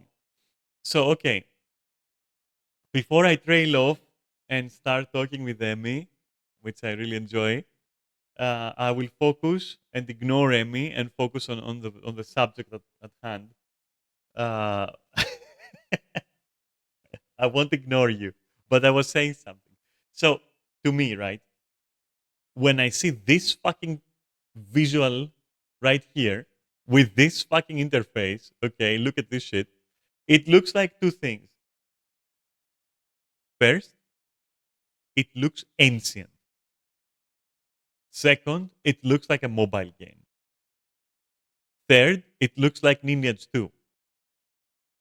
It has the same architecture design, the same enemy placement and design and oversized bullshit.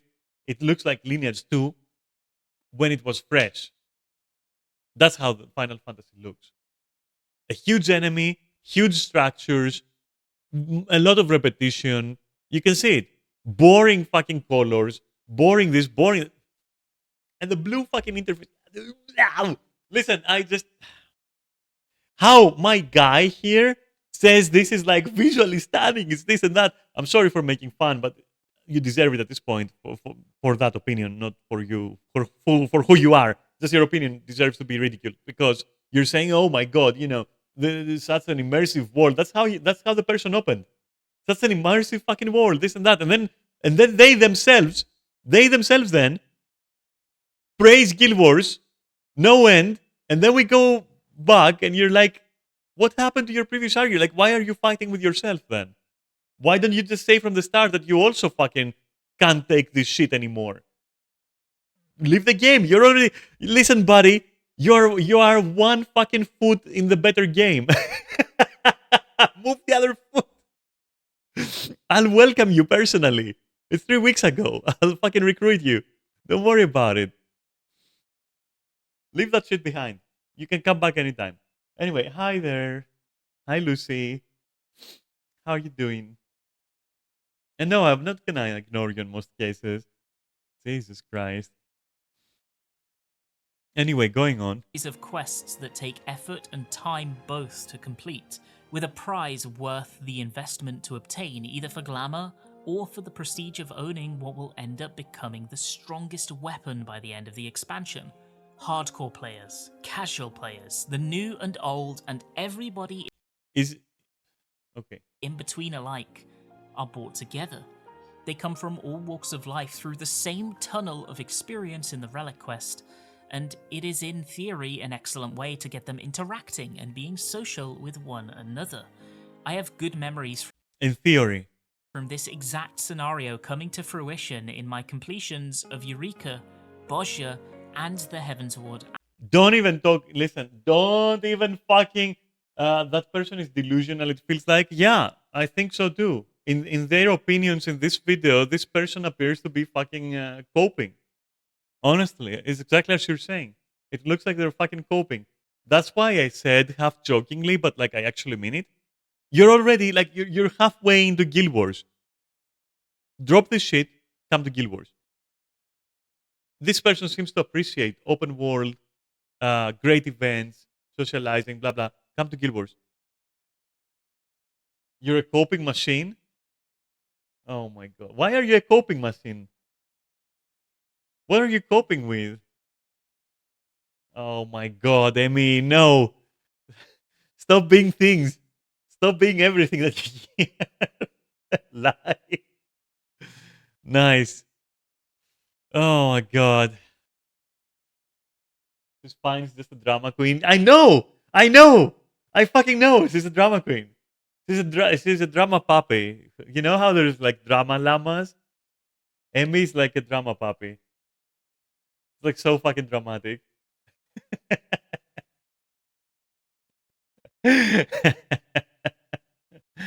Oh my God. You can be a drama puppy. It's okay. You can both be dramatic. You're both dramatic. That's true. It's okay. You can be dramatic. It's fine. And then you can call each other out. That's fine. Anima Relic. But in Endwalker, that same boost Okay, so but I was talking about what the person said. So they said Boza and fucking Eureka. Like you do not refer to these places. They are fucking abominations. Boza especially is a brown military shooter abomination. It is it is fucking disgusting to look at. Honestly, it's just mud. It's just a wasteland of mud. Literally, it's it's disgusting. And sometimes it's rocks, and sometimes it's a little bit of grass. Like Boza is the shittiest thing I've ever seen. And then there is also like, oh my god, don't even get me started on Eureka. Eureka was kind of okay. Eureka was kind of interesting visually, I guess. Kind of interesting. Not great, but kind of interesting. Okay. Moon was seemingly forgotten in favor of a passive tombstone completion. And in Dawn Trail, the new field operation Occult Crescent is seemingly designed intentionally to be as optimal and self-sufficient as possible so that players won't have to interact. No, players can still interact. You fucking you banana. Players can still interact. You fucking banana. You nanner. Literally, you can still interact. Like making things optimal doesn't mean less interaction. Just you will interact in different ways, and nothing is stopping you from fucking talking. Is there? That's the problem with every single fucking Final Fantasy player I've ever met, of these lonely fuckers that I've ever met and dated, right?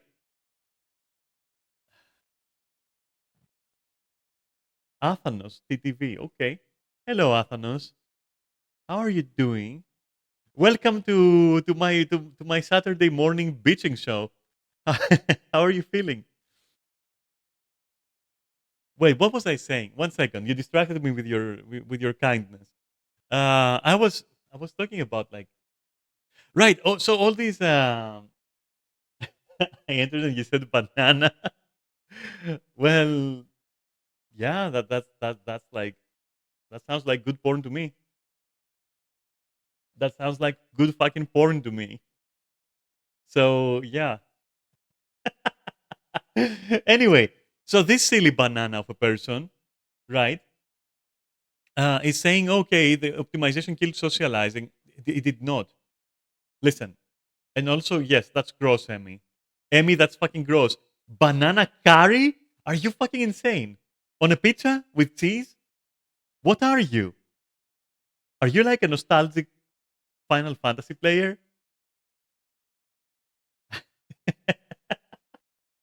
All right, okay, listen, no. Wait, no, focus. Okay, we have to focus. Listen. Or don't listen. But it's just something that I say to myself to focus. Okay, every single lonely slot I've dated in Final Fantasy, they, it's, okay, I'll remove the fluff. I'll just say this. They just want you to talk to them first. Otherwise, they're like, oh, this is so lonely.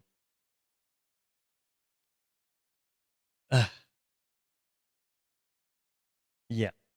So they lament the loss of systems of obst- obstructing, yes, maybe, systems and fucking decrepit systems, archaic old systems that forced other players to get into the mood to communicate out of the boredom that is fucking ruining their minds and rotting their fucking souls, right?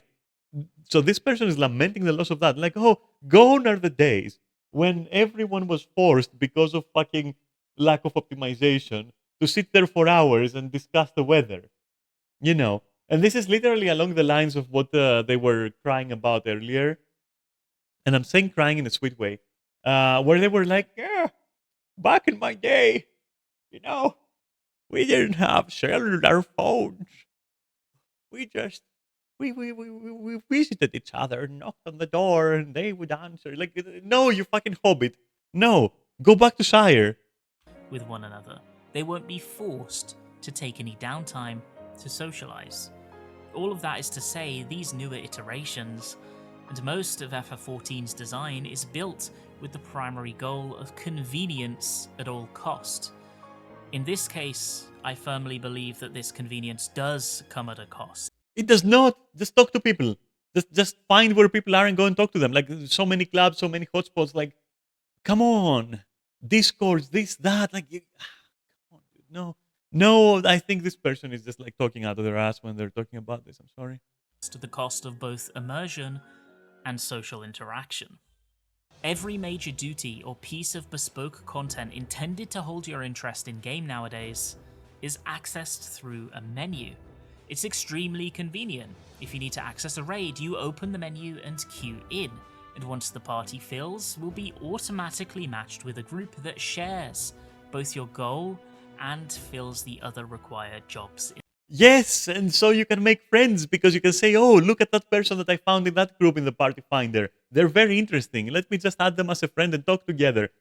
Just fucking type bullshit. Type something. Type, "Hello, I want to talk to you. You were so good in that fight. I love you. Let's fucking go out together and also do stuff together." Like it's not that fucking hard.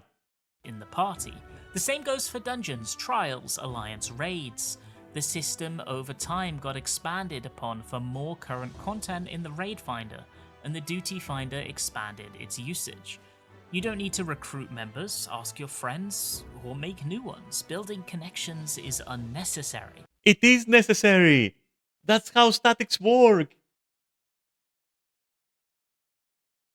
That's how statics are formed by this system. By automatically matching people. It's called matchmaking. Oh no. Back in my day, we spammed world chat for 45 minutes just to take another 45 to get the dungeon. Yeah, and then somebody crashes or somebody mothers pulls the fucking cable from the wall and tells them to go to sleep, and then you waste another fucking 10 minutes, and then somebody else like had bad Mexican and they have to fucking withdraw. And it's like literally fucking shit, honestly. Banana curry pizza is normal in Sweden. That's the thing. Emmy, that's the fucking thing. There's nothing normal about Sweden. I don't believe there's anything normal about Sweden at this point. Like, not after that Elementalist that I last saw. Like, if I let me put it this way, because otherwise I'm exaggerating for humor. But let me not exaggerate. If I based my opinion of Sweden on the last person that I recruited in Guild Wars that was Swedish, oh boy, there's not, of course those guys are gonna be eating fucking banana curry pizza. That's what happens when you eat banana curry pizza. You become a delusional fucking metalhead, but secretly emo person who just lashes out emotionally at everyone and then fails at everything. It's not as bad as you think. Yeah, no, I know. Realistically speaking, and outside of humor, I think it's pretty great over there. Honestly, I think they have it pretty good. It's it's somewhere where I would consider going. I mean, as to stay, because they're also I think pretty LGBT friendly as well, which is well, considering who you're listening to right now, well, that's a freaking plus. So yeah, my God, how the fuck do you pronounce that? Surströmming, surströmming, like what the fuck is that word? No,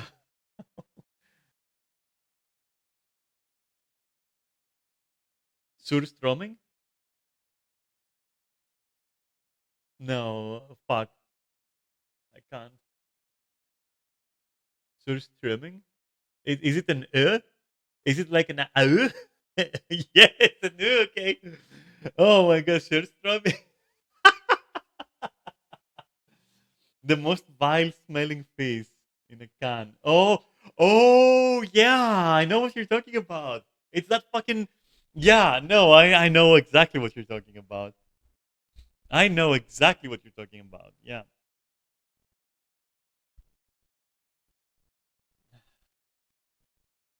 Yeah, no, I get it. I get it. It's putrid. Yeah, but here's the thing. I kind of like putrid things. I like things that are like dead inside and rotting and pasteurized.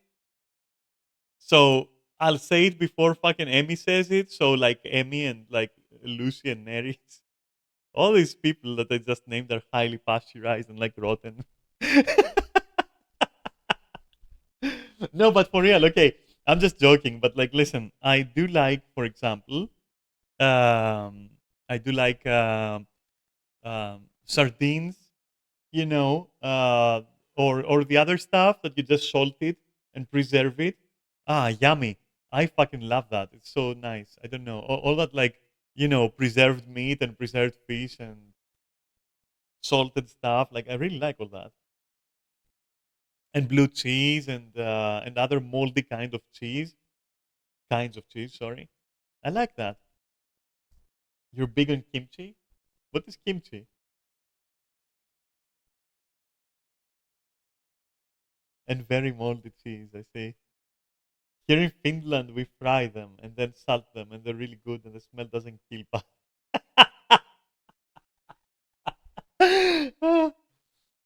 Pickled cabbage. Yeah, I like pickled stuff. Yeah, pickled stuff is nice. Kind of cute. Fermented. Oh, yeah, fermented is so nice. I was thinking like, oh my god, I'm stealing the fermented. Oh god.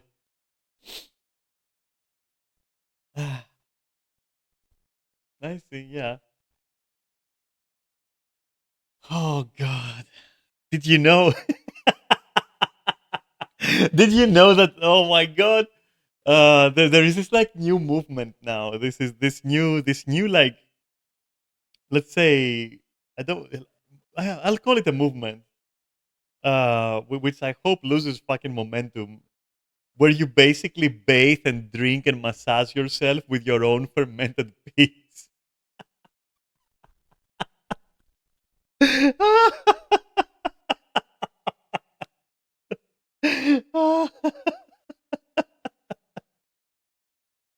Oh my god.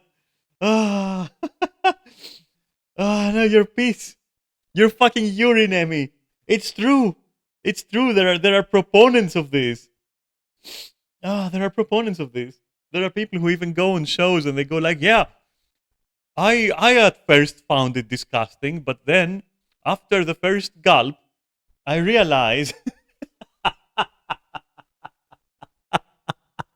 there was even this like there was even this talk show where they had one of them, and he was like, "Yeah, I you know I dine on my wife's fermented urine."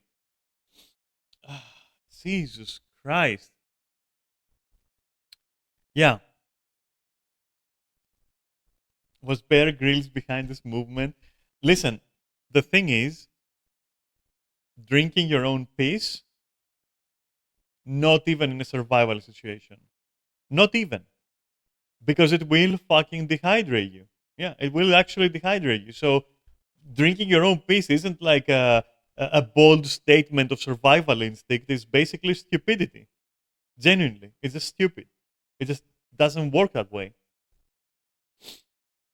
If you were meant to fucking drink that, you wouldn't fucking secrete it in the first place. You wouldn't fucking, you know, might as well drink seawater. Yeah. Or like the portioning of water, for example. The portioning of water is also dog shit.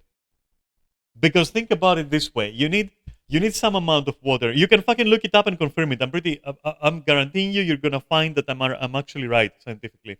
Uh, Portioning your water to below reasonable portions just to preserve it for longer accomplishes the opposite, because the water you're drinking, even though psychologically it might uplift you, like the action of drinking it and feeling like you got more left. Uh, but in reality, what you're doing is you're wasting water because you're drinking too little to fucking sustain yourself, and then that water is gone. That's not how it works. You know, you have to drink proper quantities so that you have the strength to actually fucking survive, rather than slowly dehydrate yourself over time for no benefit, legitimately. So portioning water, like let's say this, over portioning your water, that can kill you. It's better if you just drink proper qualities for as long as water is there. Yeah, I think I think a lot of a lot of us is water, like a high percentage.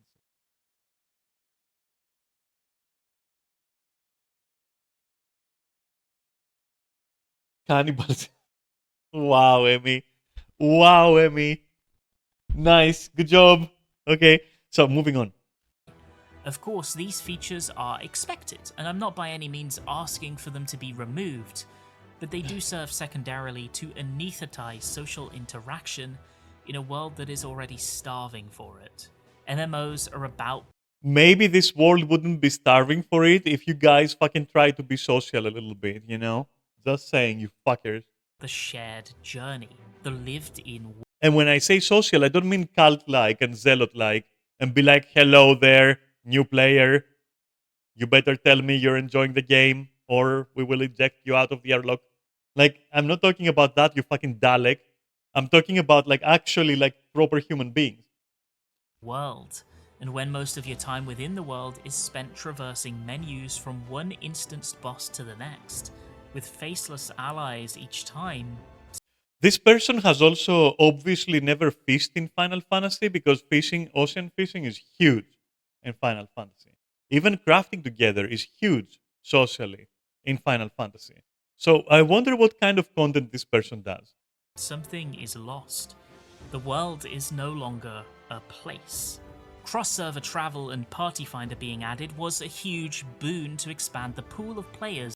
No, cross world travel and cross data center transfers are a fucking cancer upon the game. It completely destroyed the raiding scene of my server. I will not agree with a single thing this person is saying, and the only reason why I can keep up following with this video would be to shit on him or her or them, sorry, even further. That's the only reason why I would continue watching. Since I don't want to shit talk, I'm trying to listen. I'm trying to sanitize my stream, okay, a little bit.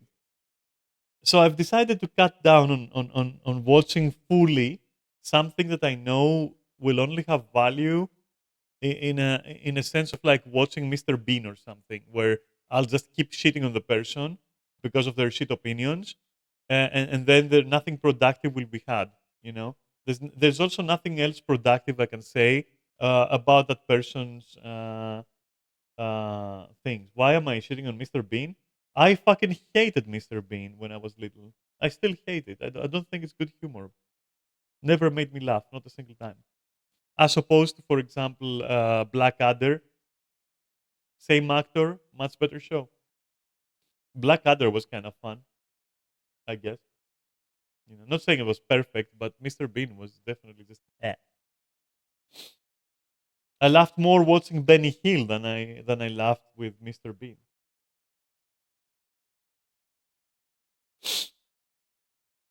Some of Blackadder is fantastic. Yeah, yeah. Like you know, Rowan Atkinson really sold it. You know, on that one.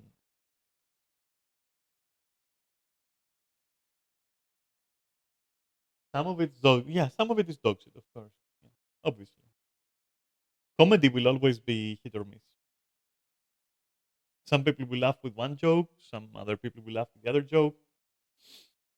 That's how it goes. And no, before you say it, I have not rewatched it recently, so I don't know if it has any like transphobia or whatever jokes. So take what I'm saying with a grain of salt. But what I do seem to remember, it was kind of clear of that actually. But also like yeah, of course, not all of it was awesome. I mean Monty Python as well. Like a lot of people say, Monty Python is like the epitome of comedy. Uh, I watched it recently. I was kind of bored. I don't know. Like nostalgia plays such a huge role in such matters. I feel.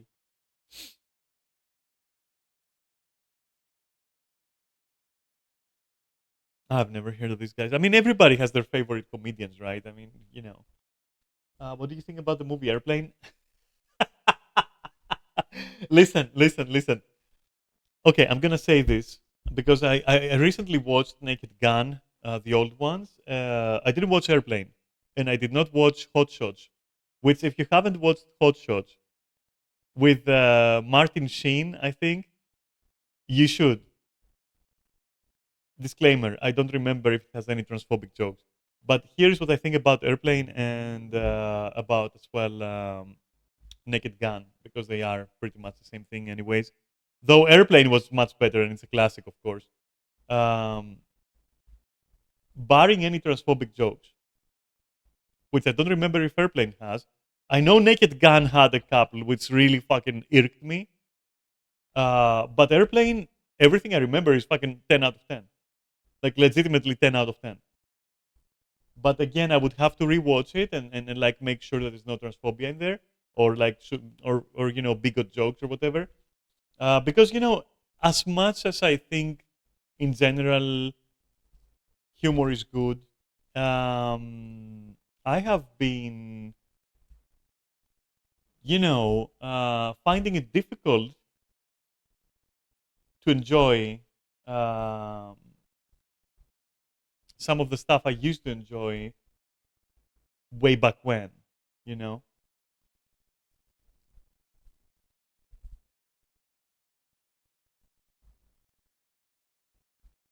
So yeah, incredibly well written and delivered. Yeah, it was literally. I remember the first time I watched Airplane, I was laughing nonstop almost. But the same for Hot Shots as well.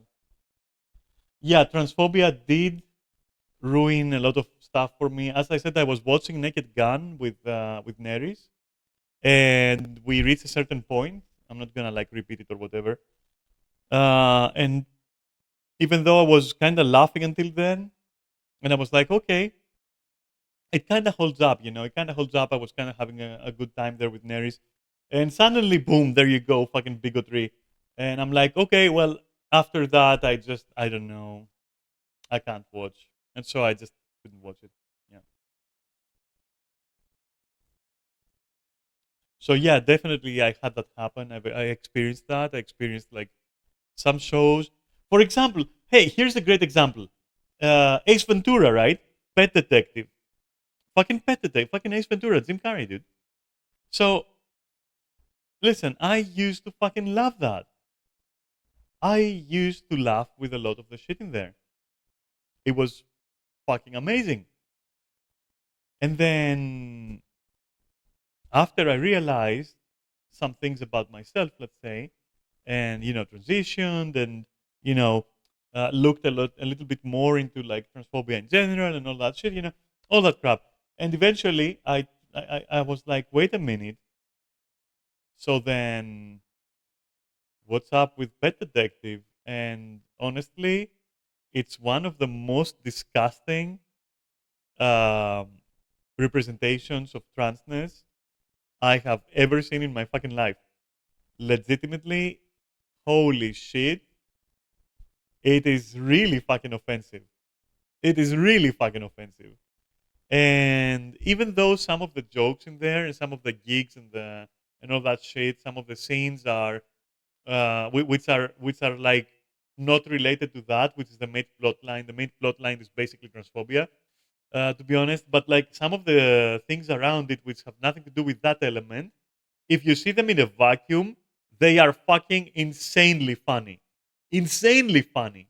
But I just can't watch it anymore. Like I just cannot watch it. I'd rather just not have watched it ever, and only have watched like the segments that are like irrelevant to the transphobia that it has, the transphobic elements that it has, and just enjoy these like moments in a vacuum. Because honestly, some of the stuff in there is fucking genius, which is no excuse. But some of the stuff in there, fucking genius. Honestly, like pissed myself laughing, legitimately, like the first time I saw it. Extremely funny. But yeah, sadly, it is very transphobic, and so I was like, yeah, that's awkward now. That's super awkward, you know.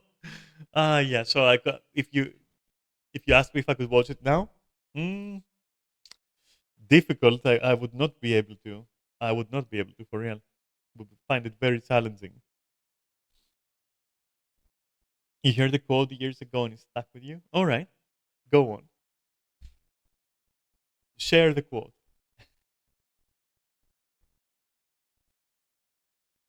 But while you're doing so, let me also decide what I'm gonna do with this thing over here. I think I'm done with that. I think I can throw this video in the garbage. The thing with comedy is it's either all funny or none of it is. Right. Okay, this is a perfect quote. Thank you. Thank you. This relieves me from the responsibility of doing any explaining of why a single bad joke or in bad humor or in bad faith can then ruin the entire fucking thing. There you go. It's either all funny or none of it fucking is. You're right. Absolutely fucking right. 10 out of 10. Okay, cool quote. Yeah, yeah. That's why if I watched like uh, Pet Detective now, I would probably not be able to laugh at it. I would have to make an effort to just decouple it from the plot line. That's not how movies work. So it's almost impossible, you know? It goes for other things as well, right? It goes for some other things, not everything, but some things. Like for example, uh, so I'm not really political, right? I am just like I don't give a fuck, honestly. But in general, I used to love Disturbed, right? I used to fucking love Disturbed, and I still do to a degree. I can still listen to them, I can still listen to them, but barely. I'll still enjoy it, but every time it pops on my playlist, I'm like, I cannot forget that stupid moment where Disturbed was touring and they were signing bombs that were gonna be dropped somewhere. I don't remember which conflict it was, and I was like, "What are you doing, you fucking idiots?" So it even applies to things like that. And even though I can still listen to them, I don't go out of my way to, you know. The same thing with Marilyn Manson. Uh, I just can't anymore.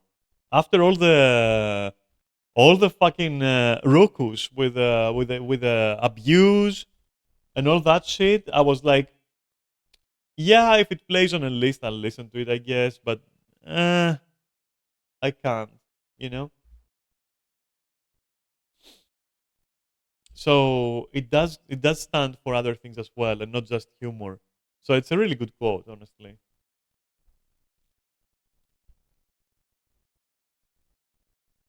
Yeah, yeah. If you're going, what the fuck about what I said about Disturbed? I mean, look it up. You know what? I would love it if somebody looked it up and proved me wrong. But I don't think I'm wrong. I don't think it was fake news.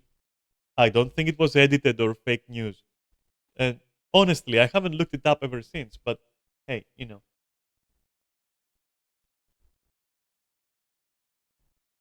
yeah, yeah.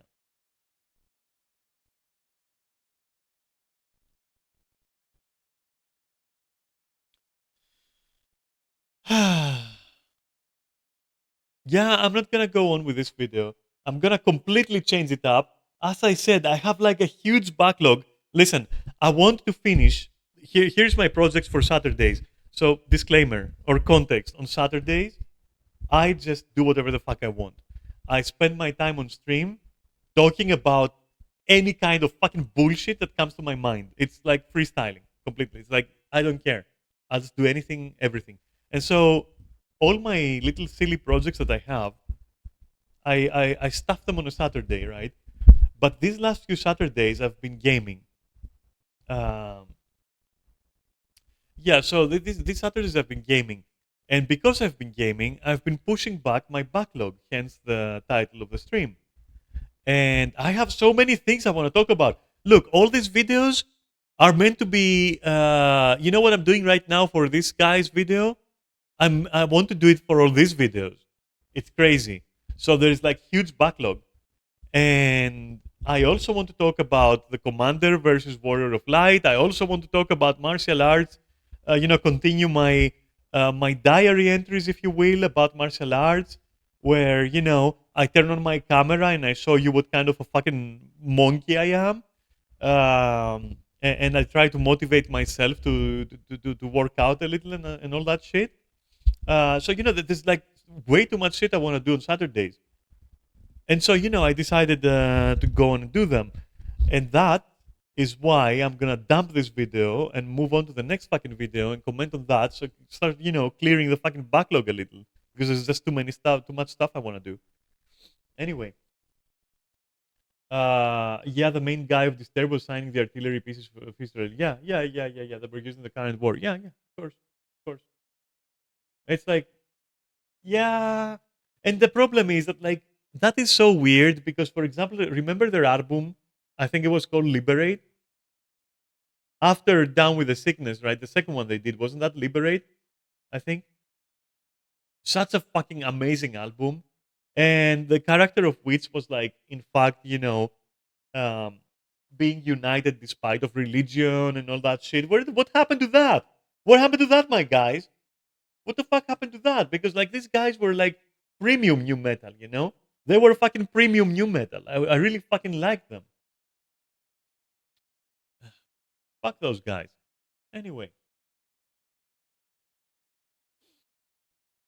yeah, whatever. Besides, let's be honest. Um, after their first two albums, nah, they changed character a lot. I feel like their first two albums were back to back, lighting in a bottle, completely. As far as new metal goes, and new metal, you have to remember, was very fresh back then. It was very fresh, honestly, and honestly, it was pretty good actually. Honestly, very good genre of music. So they were like at the right place at the right time, doing the right thing twice. After that, it fell apart. I just I'm not interested in their later albums at all. So not a huge loss, I guess, but still, when I listen to the old albums, it's like, yeah,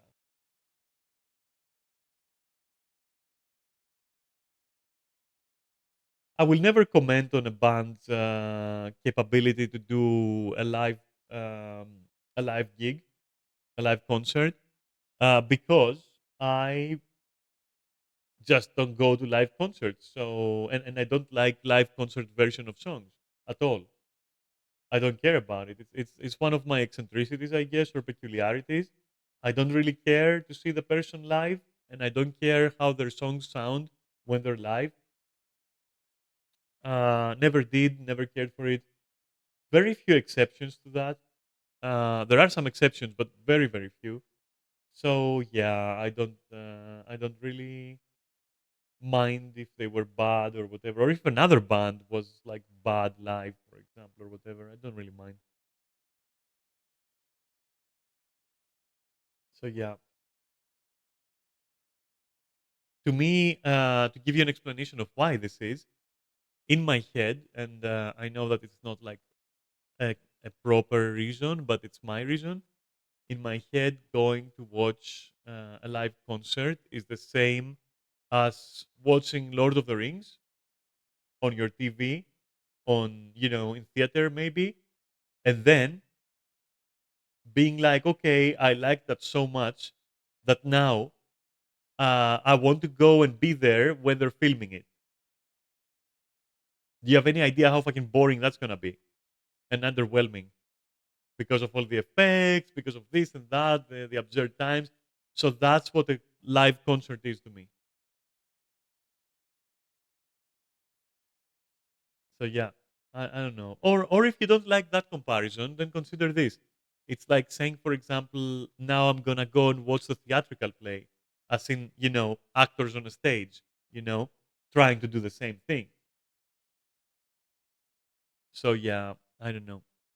I just don't like that. I prefer the finished. I prefer the finished intended version that I can enjoy at my pace, on my own time, in my privacy, or with friends. So yeah, live was nothing that I ever cared about.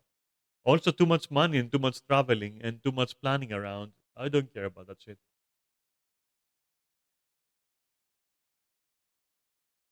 That said, I did go to a goth festival in Leipzig, which was called Wave Gothic Treffen.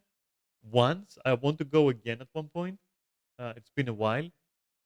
I had immense fun. I watched some bands live. That was cool. Um, but I mostly went there for the food, relaxation, and shopping and clubbing. So I did all of the above. So the fact that there was also like live bands and stuff was just an extra. Which, yeah, I guess out of curiosity, I went there. And it was pretty cool. Okay, sure, but it's not something that I like. I didn't go specifically for that. I was like, okay, I have lots of money. I want to shop. I want to throw my money around. I want to have a good time. Book a good hotel. Fucking sleep, eat, club, and shop, and all that shit. And oh, there's also live bands. That's what I did. That's how I did it, and it was amazing, honestly. So yeah, One could right. So let's get the fuck away from this. Nope. This video is shit. Sorry. This is dog shit. I don't agree with anything. Um, it is not. It is not an ode to times gone by. Times didn't go by. This person's views have gone by, and this video is about to follow those views. Great. And now, yes, one other favorite subject of mine. Um, Supposedly, okay, a realistic, non-choreographed medieval combat between a Viking and a samurai. I am so interested, um, and I will probably comment on this. And it's only 2 minutes, so that's gonna be interesting. It sound okay? I wonder. Probably not, right? Do you really need sound for this? Question mark. Anyways, let's try it.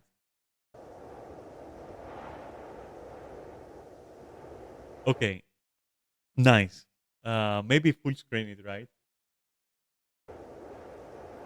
That guy is very proud about his rock. Like this rock here, he claimed it. nobody's got nobody's gonna claim that rock back. That's the lore basically. Like I'm gonna make up the lore here. That's his rock, and he's not gonna move.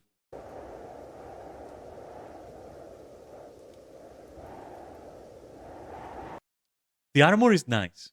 I like that he's properly armored, like reasonably armored for a person that, well, is part of like some kind of unit, I guess.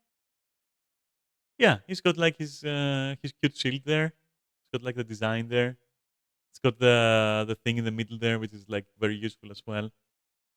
Yeah, chainmail goes down the thighs. He's Gucci. He's generally just vibing. Okay, got his spear. The unprotected hands are kind of worrying me, but again.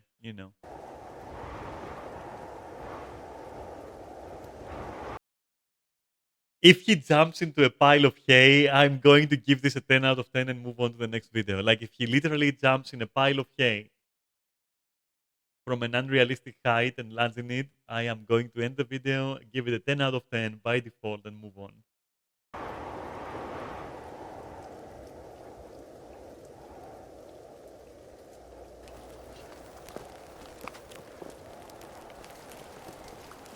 Damn! He's got like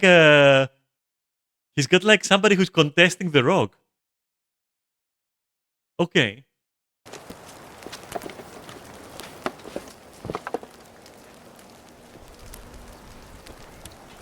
He's got his axe there as a backup weapon. Hey, now he's wearing. Hey, you're cheating. Did you just equip this from your inventory? Told you. Hand protection. You need it. You need fucking hand protection.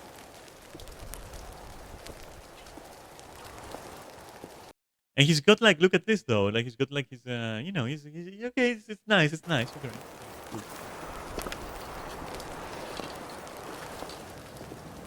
Interesting that the samurai is allowing him to enter the arena, quote unquote, which you would not do that. You would not present yourself in a clearing and go like, yes, I will have an honorable duel. That's not how you kill people. You shouldn't be saying that. But that's not how you do that. But I guess I guess they wanted the dramatic entrance for this guy who deserves it. He's kind of swaggy. So they wanted to show off that like okay, he's there, and then they want to have a fair fight. So okay, fair enough.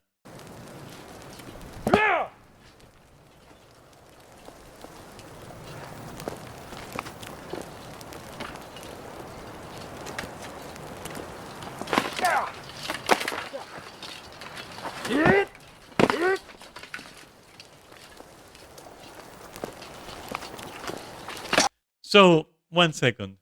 And I will notice this throughout the video, but like especially now. 1 second.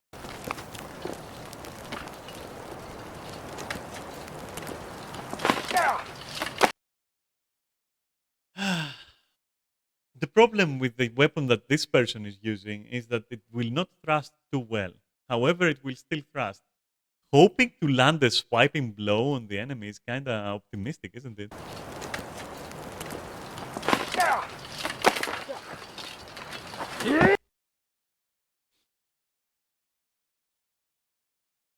I feel that was a mistake.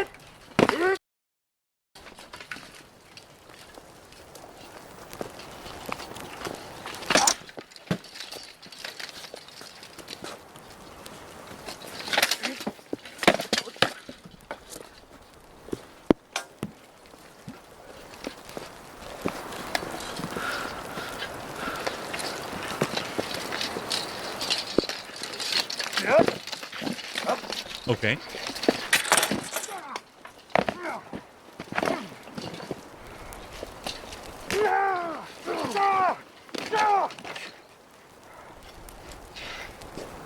You're just gonna let him do that?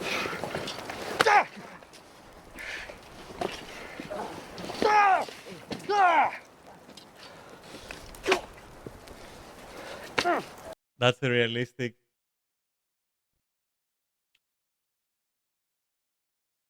This.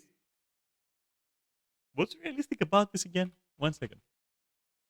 Let me rewatch a little bit. Like this is so first. Okay, so let's not count what I said. Fuck it. They want their dramatic entrance. Okay, so that's fair. Okay, so it's literally just a very fair one-on-one, or that's what they're going for. That's why they're. That's why. Let's say that this is why the samurai is allowing him to enter like that, and he's not like doing anything. Okay, fine.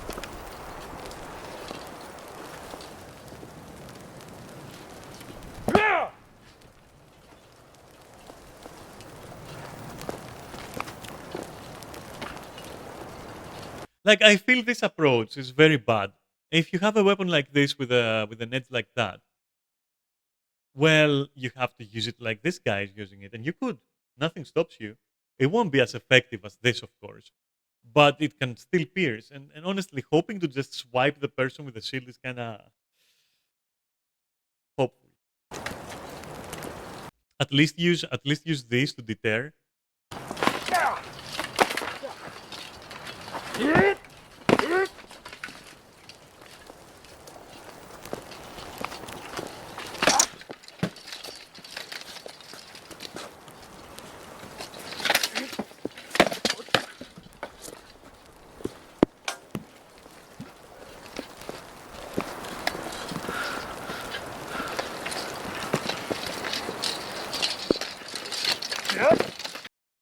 Yeah, I don't think that I understand it's an unchoreographed, so of course they have a certain fear in them, which makes like for example here he flinches, the samurai flinches here, which is something that might cost you your life.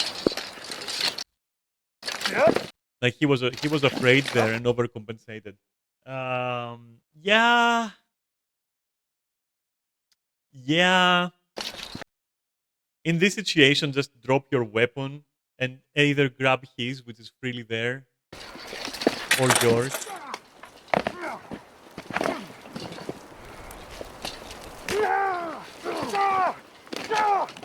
Like here, my guy is just giving up. He's just giving up. That's it. He just gave up. Like, excuse me, but that is the extent of like your training in martial arts. That is literally the extent of it. You get tripped and then you go down and then you stay down. I mean, yeah, okay, you get punched, but you got a helmet, my dude.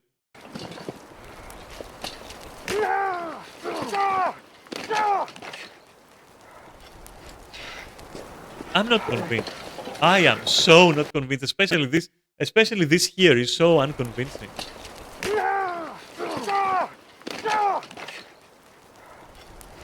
Like this is so unconvincing. You can even kick his legs and he's down. That's it. Boom. He forgot his item, so they had to give it to the Viking. Yeah, completely. He forgot how to safe fall. He forgot how to fucking martial arts. He forgot like a billion things. He forgot to kick his legs. He forgot to kick his groin. He forgot like, look at this shit, dude. You're already halfway there. Just fucking do it. Look at this. He's already halfway there. Look, he's already halfway there. Fucking kick him in the nuts, my fucking idiot. Kick him in the fucking nuts. What the fuck? You're stupid. That's dumb. Yeah, okay, bye. Let's find the next video. 1 second. No, this is not realistic. This is fucking insane. But let's see more. Wait, let's see more. Fuck it. Let's see more. Okay. Knight versus Samurai. Realistic, non-choreographed. I'm gonna see more. Here we go. Damn, they're already set up. Wait 1 second. Alright, so this is good armor. Okay. He's got his dagger. Okay. Other guy's got like his sword and his other sword. I think there is two there. Okay. All right. Yeah, he does have his other sword. Okay. Oh, and he's got his long sword. Okay. He's fairly armored. That is like a lot of armor. Honestly, that is gonna be very difficult for the for the blade, for that type of blade to deal with this. That's gonna be extremely difficult. I'm not gonna lie.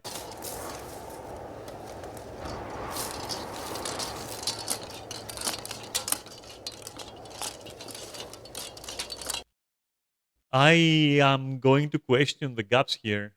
I'm going to question these gaps, but let's just say that that's the armor he had, so that's all he had. So there you go. Okay. All right. Okay. 1 sec.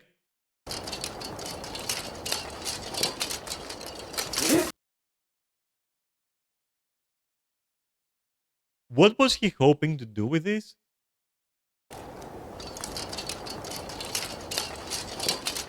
Is he trying to go for the neck? No.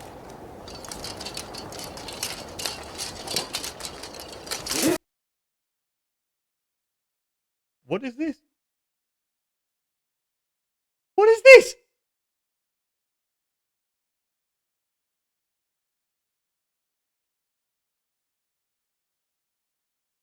What was the idea? Wait a minute. What is the idea of this strike? I'm not a specialist, by the way. I'm not an expert. But what is the purpose of this weird strike? Look at how he's holding his sword. That is extremely strange to me.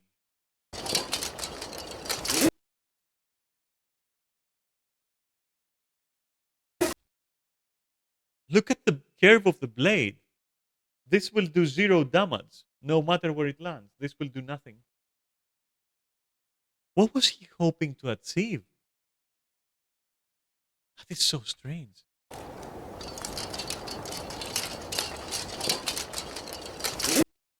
He's dead. He's dead right here. He dead. He dead. He dead. He dead. Dead. He literally goes into the sword of the knight. Even if it slides on the armor, it will find purchase on the neck. He's dead. If this guy is doing his job, this guy is dead. The way he's charging. Okay, nice. Nice. Oof. Nice concussion blow there. Oh, wait a minute. Oh, okay. So, all right. Okay. To be fair, it did go through the plating because that is very poor protection for shoulders. Extremely. I was expecting this was gonna happen. The moment I saw the armor, I mentioned it. This is poor protection. But assume chainmail, you know, um, because the cultures fought against different kind of opponents to very different styles. Yeah, but you can still adapt. Like learning a martial arts style can stifle your brain, but ideally you don't want that to happen. So yeah, it shouldn't happen. If it's happening, it's on the fault of the practitioner, and the same goes for fighting in a war with another country or anything. Um, so it wouldn't be too weird. The principles are also very similar. Like the principles of both armors are very similar. The principles of both weapons are very similar. They should be able to intuit what's going to happen. I mean, you see this sword and you go, yeah, that looks like a falchion or a saber or anything similar of the era. It's not uncommon. There is nothing magical about the katana. It's a curved sword that existed in every culture. It's a one-sided blade, existed in every culture. It specializes in slashing, so cutting basically. That is in every culture. It's just shaped a little bit differently. That's all, and the weight is different. The hilt is also longer. For such a short sword, it's a very long hilt, which is characteristic of that kind of sword. But otherwise, any knight should be able to see that and go, I know how to fight against that. And the same for samurai. They see this. In fact, the samurai might be a little bit more surprised, but they would immediately understand, all right, this thing can cut both sides, sorry, and can also thrust, and it's long. Like they should have a response to something like that, for sure. But the knight definitely should have a response. Absolutely. I mean, the knight's armor is a response in and on itself. But I'm gonna assume chainmail. But if we don't assume chainmail, this guy just lost an arm. But that happened only after this guy lost the battle. But is the Japanese armor is usually worse? Yeah, the Japanese armor is usually worse. Yes, that is correct. Usually, on average, yeah, uh, no comparison.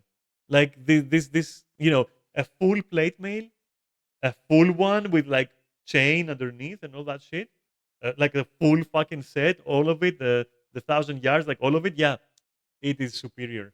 No matter what you say, it is superior. But can you modernize a samurai armor to be equally as protective? Yeah, you could. Yes, I see that. I see that. But is like, was it on average like as protective?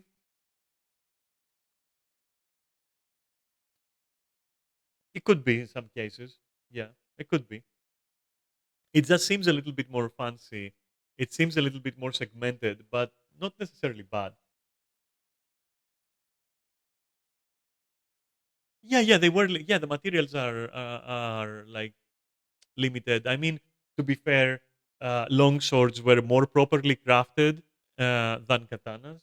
Like the whole myth of Japanese swords being absolutely masterful pieces of like artificing, that's just legend. Some of them were. Don't get me wrong. Some of them must have been like pretty fucking amazing swords.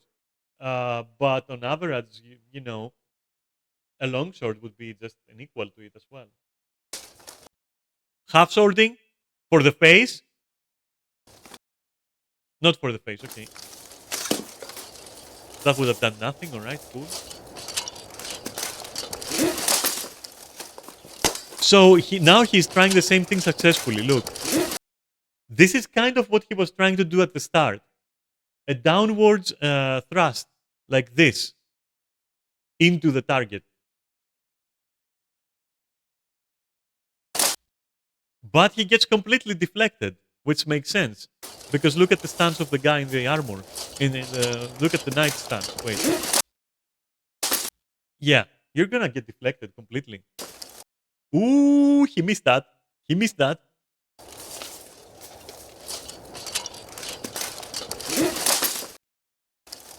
And he missed it because the other guy reset his stance. Like he went into neutral stance much faster than the knight could respond. If if I would say anything, I would say that he has been playing more conservatively, but he has been playing more actively. But the truth is, he has already won. That is the truth.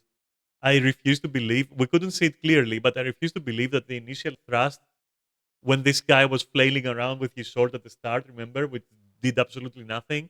My guy went full fucking Rurouni Kenshin over there with a reverse blade. This part of the sword does nothing. Why were you trying to do something with it? It's super crazy. So he was dead there. So anything that happens now is just a what if. Ah, what is going on there? Oh, that was skillful though. That was seriously skillful. That too. Yeah, he should have gone on. He should have continued there. I don't know why he stopped. Like you get that. So look at this. So he blocks this nicely, and then a very fucking successful strike.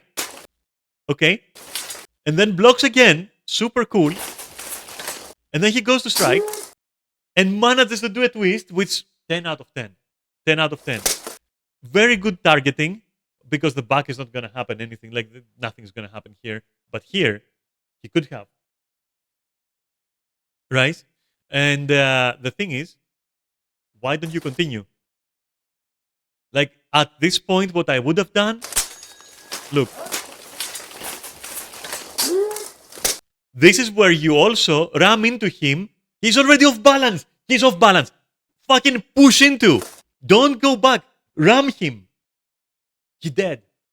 Or off his feet, at least. But no, he does the same thing that he did before. He's more reserved. So he tries to go into neutral again. He leaves. Weird. Half swording again. Easily blocked. Gauntlets will protect you. Okay, I guess. That's a weird choice. That's a weird choice. But okay, let's see what happens. He drops his sword. I agree with that. Yeah, but you can alter. No. Amy, you can clearly go into it. Legit, you can. Trust, you can. He could have pushed. He could have fucking rammed him with his shoulder. Would have been fine. Even a kick would do it. Even just a kick. Exploiting the same momentum, just kick. I'll explain.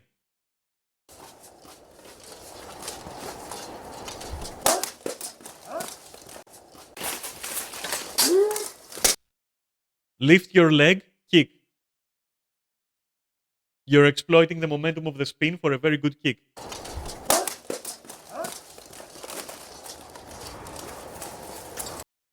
All right.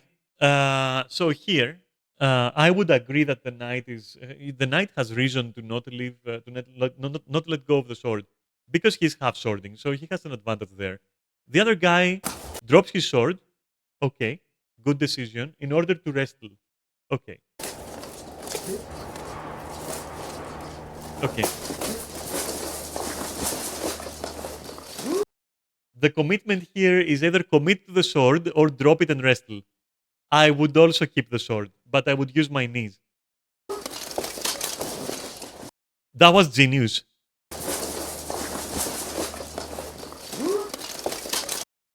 That was genius.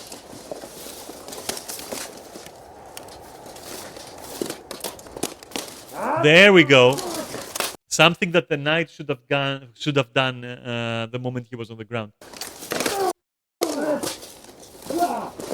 To me, sadly, I will say it right now. To me, sadly, that is on the samurai. That is the samurai wins here because of just this.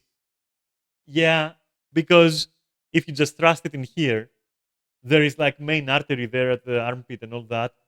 Huge problem. Huge problem. Also, back of the knee and all that shit.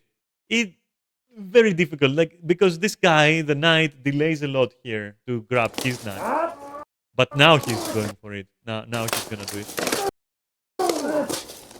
Wait! Am I wrong? Is it already out? Oh my god, wait a minute, I think it's already out. I think this knight is a genius.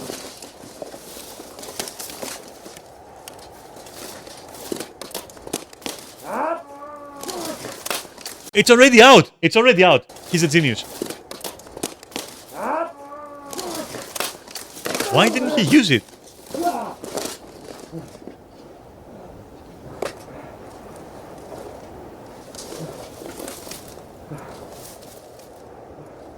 Okay, I will agree. Okay, because he had the knife out, but he didn't. He wasn't shown using it.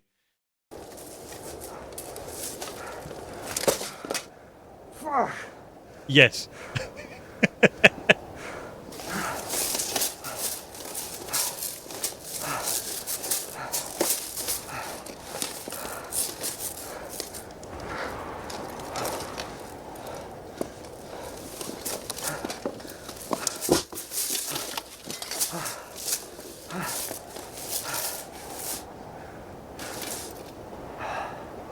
Knapper! Come here!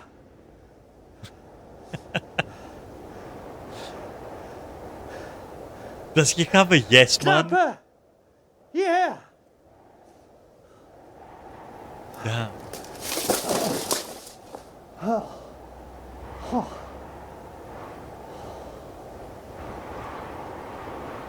I like that the other guy is still breathing, but of course they're not actors, you know. They don't care about that. Fair, fair, fair, fair. Okay.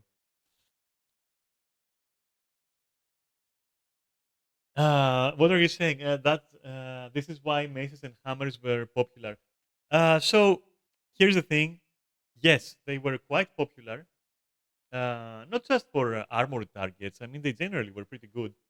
Um, but the blunt force of a longsword, for example, was also pretty concussive as well. So it's not like you were immune, but yeah, it lessened, of course, the effectiveness of cutting. But the impact was still significant. Like if you got hit by a longsword properly in the head, yeah, you would have trouble. Yeah. The thing is that it opens up the armor for more stuff. An axe would be preferable, for example.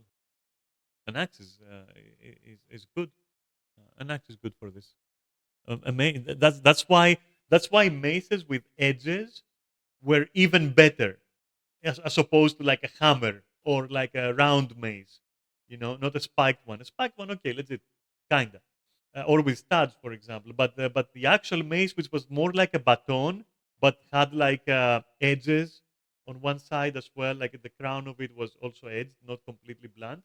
That was perfect. That was really perfect. That was good and short and quick as well. It still wasn't that good. Like you would still have to close in. You were still afraid of the armor. You were still afraid of the sword. Um, yeah, it's not like a one shot. It's not like zero diff. No weapon is gonna give you zero diff. So yeah, it's yeah. Berserker versus Knight. Okay, let's watch a bit more. The Roman legionnaires, they're already dead. They're already dead. If it's a knight, depending on the knight, they're already dead. I'm sorry. Only the shield is gonna save them. If they really play well with the shield, that's the only thing that's gonna save them. This armor is not gonna save them from the materials of the knight, I believe. With mace? This one's for you, Emmy.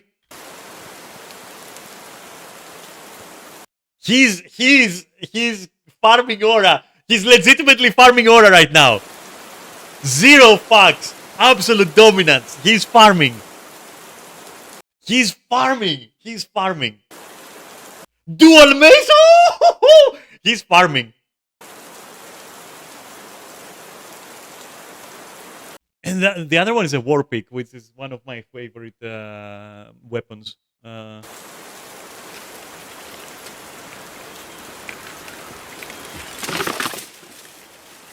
Can ignore. Okay.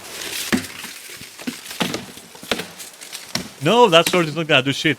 I'm sorry. That sword is not gonna do shit. You're gonna have to thrust like a motherfucker.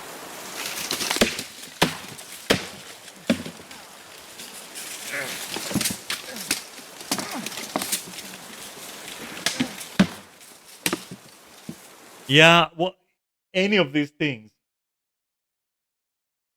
any of these things lands, they're both dead. It's the shield. Right now, it's the shield. It's literally the shield.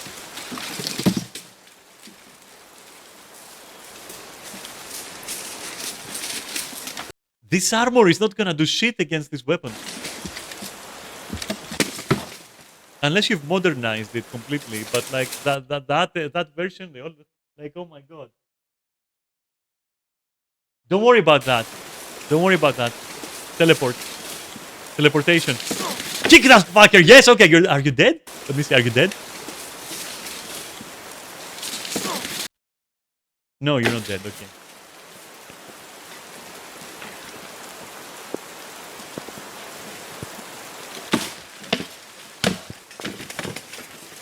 Oh my god! Oh my god! Get fucked, kid! He's so dead! Oh my god! Okay. He's okay. Nah, you're fucked. Okay, you're fucked. You're fucked. Get fucked, kid. Yeah, 2 in 1. Fuck his thighs. Fuck his face. Yeah, forget that shit.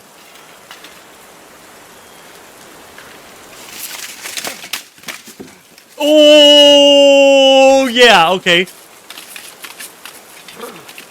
Yeah, because a lot of people forget that you can thrust with a mace. Nothing forbids you.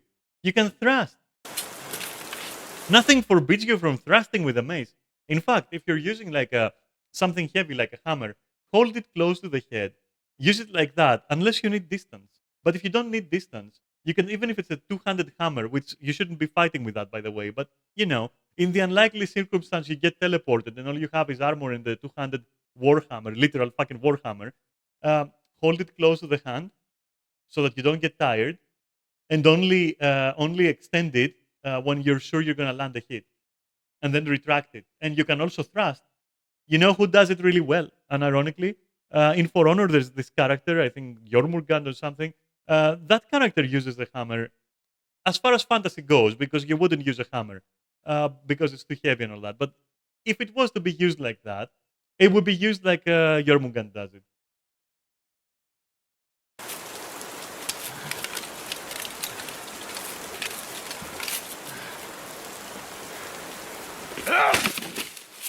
This guy is so dead. This guy. Oops, sorry. Wait. How did you lose your shield, you moron? So this guy is so dead. Like the only thing that is keeping him up is that the knight is not kicking his leg at all. But yeah, give me that shield. I'ma take that. I'ma take that home as a trophy. Give me that. Give me that fucking shit.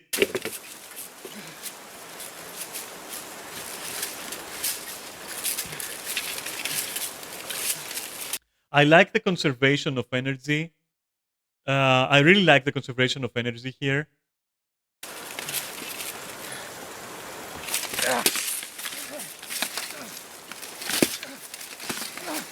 This is a spanking. This should be illegal. This is spanking. This is illegal. This should be illegal. He's just spanking him at this point. This is literally spanking him. This should be fucking illegal. He's dead. 0 diff. Yeah, I agree with that. Zero fucking diff. 0 diff. 0 fucking diff. I expected that. Damn! War das Feuer noch? Vielleicht dieses nasse. I like the realistic colors as well, because they would use bright colors. It's not like people see in the movies. Everyone is wearing gray and all that. No, their fashion was quite hype. Even Vikings and shit. They would wear bright colors. It wasn't muted or anything. Well, it also depends on the circumstance. Like you wouldn't want to be seen like a fucking firefly from 50,000 meters, but in general, color was prevalent. Strip hier anbekomme. So it's not ridiculous that this guy is wearing this red and blue and all that crap. That's what I'm saying. Vielleicht doch wieder zurückkehren. Vielleicht nimmt der Alte mich zurück. Der Wind hört auch richtig auf. Gut. Irgendwann hole ich mir ein Haus. Eine Frau, 10 Kindern und einer Magd. This is a rare sword. That's a very, very specific sword, by the way. It's interesting.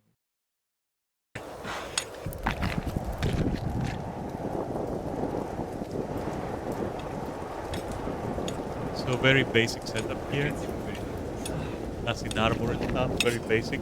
If anything, these are, I wouldn't say peasants, but what they are is probably part of a unit that that kind of like lagged behind or something, or yeah, they don't seem to be disorganized and they don't seem to be rich either. They're just like very default. But they do have like pikes and stuff. Okay. Nicht, dass ihr Alter was dagegen hat. If a knight shows up, they better grab something like that. Like if a knight actually legit shows up out of nowhere. Pass auf. Der muss nur beerbt werden. Weißt du, Bauern und Briganten haben vieles gemeinsam. Ich hab das Pferd des Vogtes erwischt! Ich hab das Pferd des Vogtes erwischt! Schön gut. No. Mit dem Vogt. Seht euch an! Ich hab das Scheißpferd vom Vogt! Geht er noch? Ja, der kommt! They shot his horse and he's legitimately mad. He's John Wick. Scheiße! He's John Wick. John Wick is coming. Yes, you better fucking work on that crossbow real fast. You better fucking work on that crossbow real fucking fast. Oh no, there he comes. Die Armbrust klemmt! Why is he jumped? No! Lass die Armbrust liegen! Oh my god! Not the crossbow! Komm zusammen! I like that he got the trapping. He got the trap there. Okay, and they did pick the spears. Okay, cool. All right. Okay. Surround him, you morons. Scheiße! Yeah, no armor will not be good for this. Holy shit. He dropped it! He legitimately dropped it. Oh my god. He legitimately dropped it. That is huge. That is huge. He legitimately dropped it. Oh god. That is huge for the other guys. Huge for the other guys. Like this is like, okay, they just won the lottery. Ah, okay. Oh no. Can still do stuff. Okay. Can break it. Fucking break it. Fucking break it. Halt ihn fest!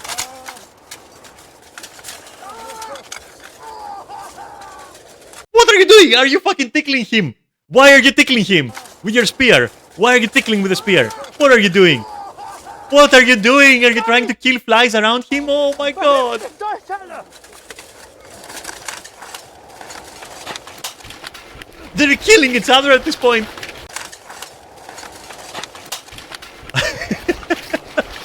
Damn it. No. No. Why did you fucking lose like that?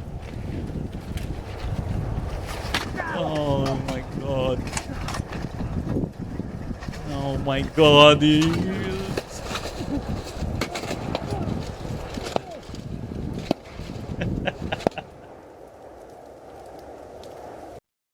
Yeah, he's trying to get between the armor, but like, it felt like he wasn't committing. He really felt like he wasn't committing. I don't know. He looked like, yeah, poke. Damn. So this is a more organized, like, let's say, tournament kind of situation. Because they allow each other time to suit up and everything. They can see the tent there. Yeah, I'd say this is more of a tournament setup here. Or maybe just a duel, I guess. Could be.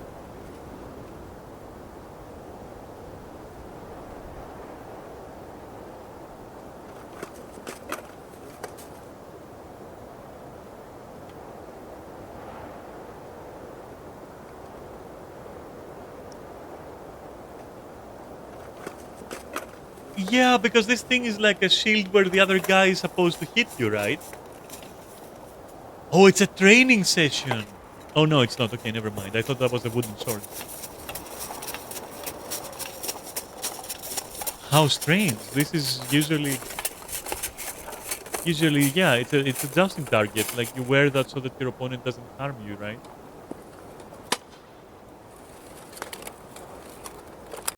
Does he maybe want to train against somebody who is mounted? I would want to, because you need to be able to. But it is a very unusual thing to show in a YouTube video. Yeah, I think he's training for that. I think that is the intent here, which is something I would definitely want to learn as well if I was going to war.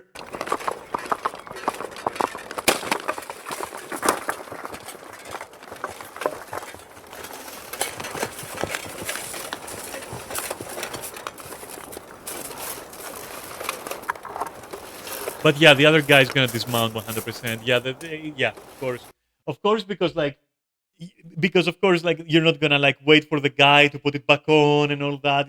Yeah, it's difficult. Come on.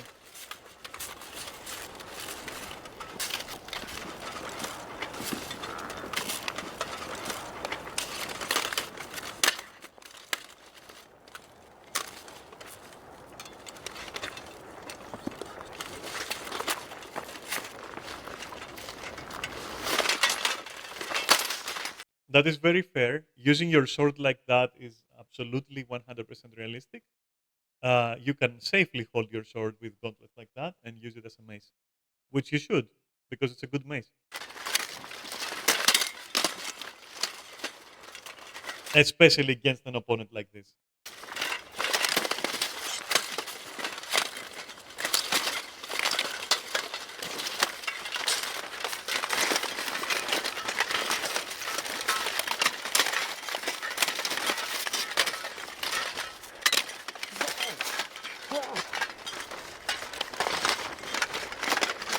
He commits to the wrestling, okay, but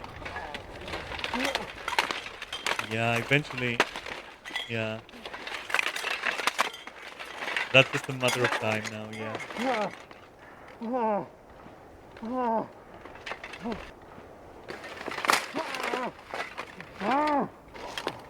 All right. Okay. A nice and short piece of thingy, I guess. A saber duel. A saber duel. Full force and speed, and not choreographed. The fencers are experts. Only the beginning and death scenes are acted. Okay. Very cool. I'm very very excited. Are they gonna have the music as well?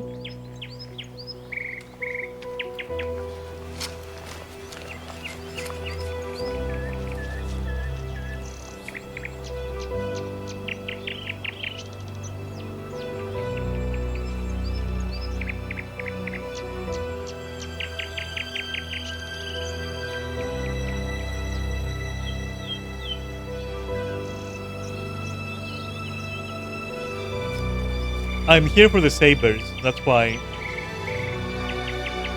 I don't like this era in terms of clothes and whatever, but I like the sabers. So I like the weapon, and I want to see the usage of it.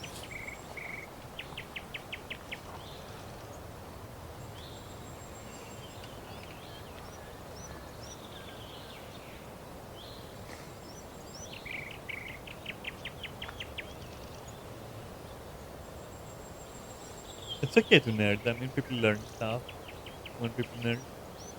You should watch me when I'm doing martial arts, like stuff. I completely nerd out, like fucking nerd out completely.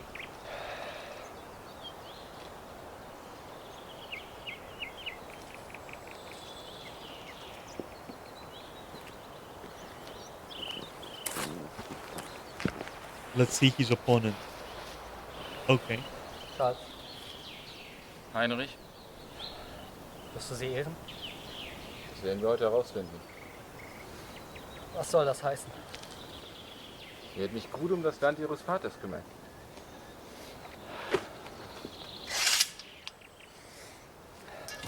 Du sollst verdammt sein, du Bastard.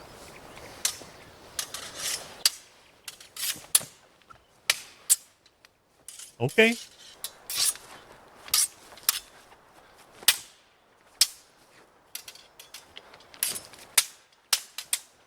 Ah, this guy has swag. This guy is swaggering really hard. I like it. Like his footwork is very nice.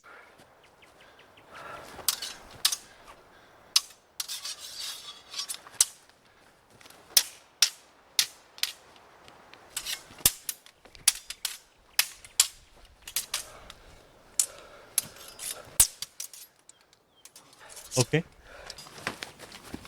Huh?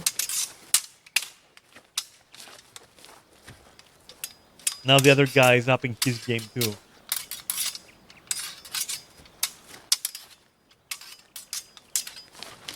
Ah! Oof.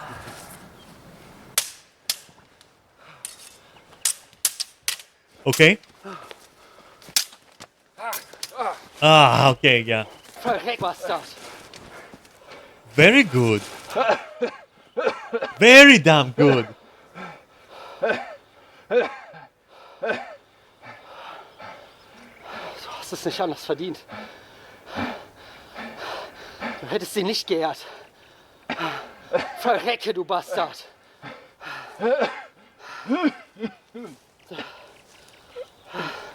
Damn, very good, dude. Chapter 2? There is a second chapter?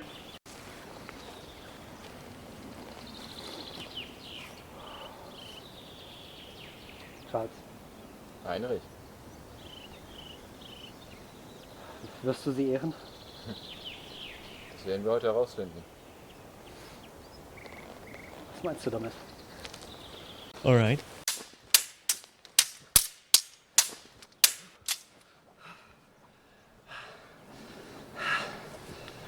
Yeah, that's why you want to wear gloves of some protective nature.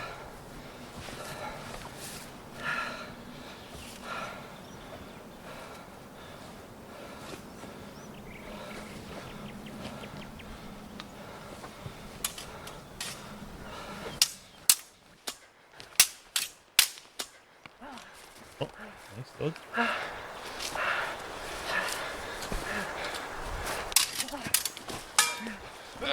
Yeah, no, that was like desperate as fuck.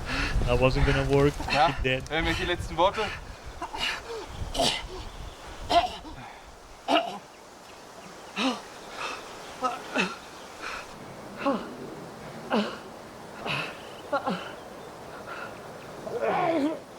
Du Bastard! We can safely say that Heinrich is a bastard.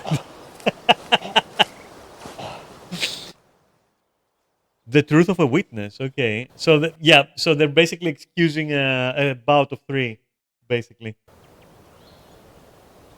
to see the decision here who would have won, like on average. Okay, let's see. Here we go again. I'm gonna let the dialogue play out. Heinrich. Heinrich. Damn.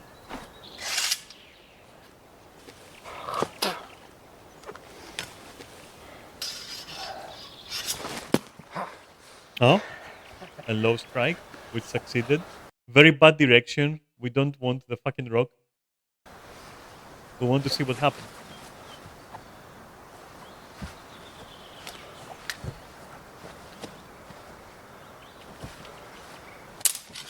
But they do say of a witness, so maybe it implies somebody hiding in the rocks and just watching them. So maybe it's deliberate, perhaps. Still really bad, but yeah. Because we don't see the duel.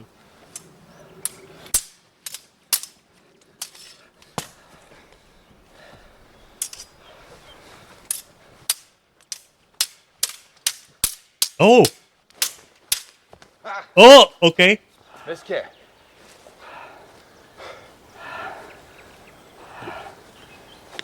Das ist für Liebe.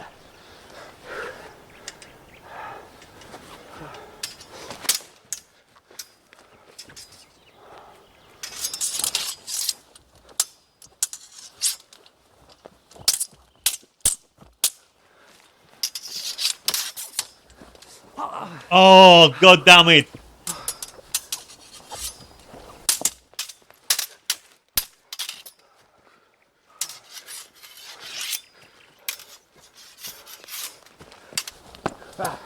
Okay. Oh no! No, that was a bad turn.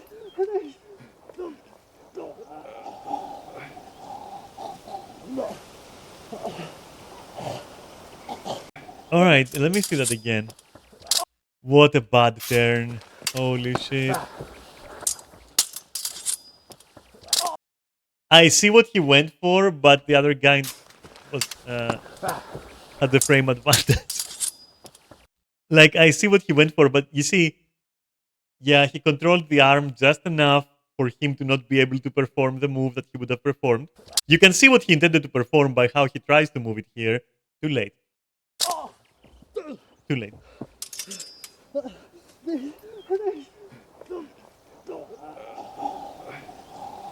Nice.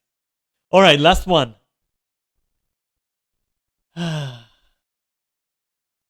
Last one.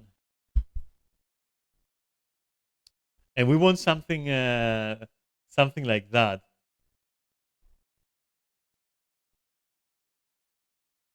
So I guess this will have to do. Oh no. Okay. So I am 100% sure they're gonna give it to the fucking berserker, which would never happen. First of all, second of all, there weren't any berserkers. But yeah, nobody ran around naked with axes, like just legitimately screaming and being enraged and glowing. Trust me, that was not happening. At most, some people took some drugs and like didn't fear death as much. That's it. Like there is a difference between not being afraid to get hit, getting hit and not stopping, and then also dying. There's a difference between all these, right? So here's a hard truth that people just refuse to accept. Even if you're high on drugs and you don't understand what you're doing, sufficient damage will stop you. Even if you are beyond pain, your body will not function. At best, you will not be able to understand why your body is not functioning, but your body will not function. So it's not like you're gonna get stabbed and you will not stop and like just continue fighting and kill the other person. That's not gonna happen. You're going to be surprised by, well, you might not feel it if you're high on like mushrooms or something, but you will die just as easily as any other person. At most, you would have, assuming that people did this on the regular, which they didn't, the most you would have would be like kind of a wow factor or a surprise factor for like 1 second. Because don't forget that your opponent is also high on adrenaline. They're not going to care who you are, you know? So, yeah, unless you are extremely theatrical and you ambush them, at which point, why bother with the mushrooms and the theatrics, right? You're not going to accomplish much. Also, the whole thing, no armor because lighter, is dog shit. It is like legitimately disproven over and over and over and over.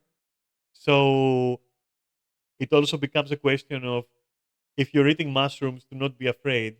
Well, at that point, also wear armor. You're not gonna feel the weight, right? You're not gonna feel tired and all that. You're gonna be high. Wear armor. What's the problem? So nobody fucking did that.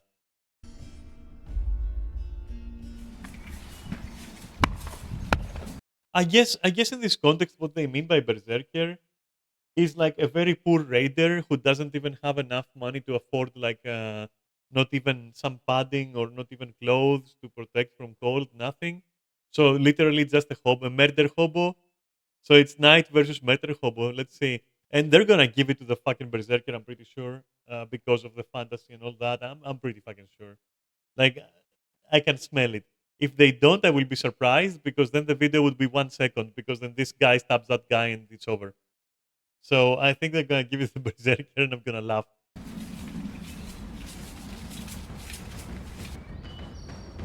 I mean, look at this bad boy. Look at this bad boy. But they're gonna give it to the Berserker because they're idiots. That's why.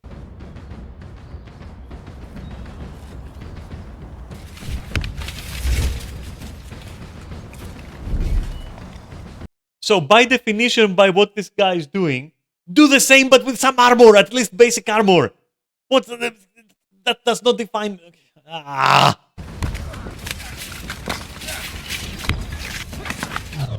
Nobody worth their fucking salt. Listen. Listen. Nobody worth their salt is gonna fall for this. Nobody. Fucking nobody. He doesn't even see where he's going. Sidestep it, you moron. Nobody's gonna just sit there and eat it.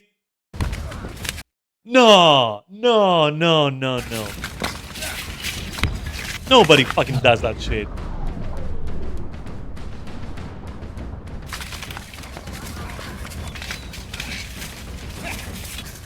Oh, you lost your shield? Okay. And your weapon?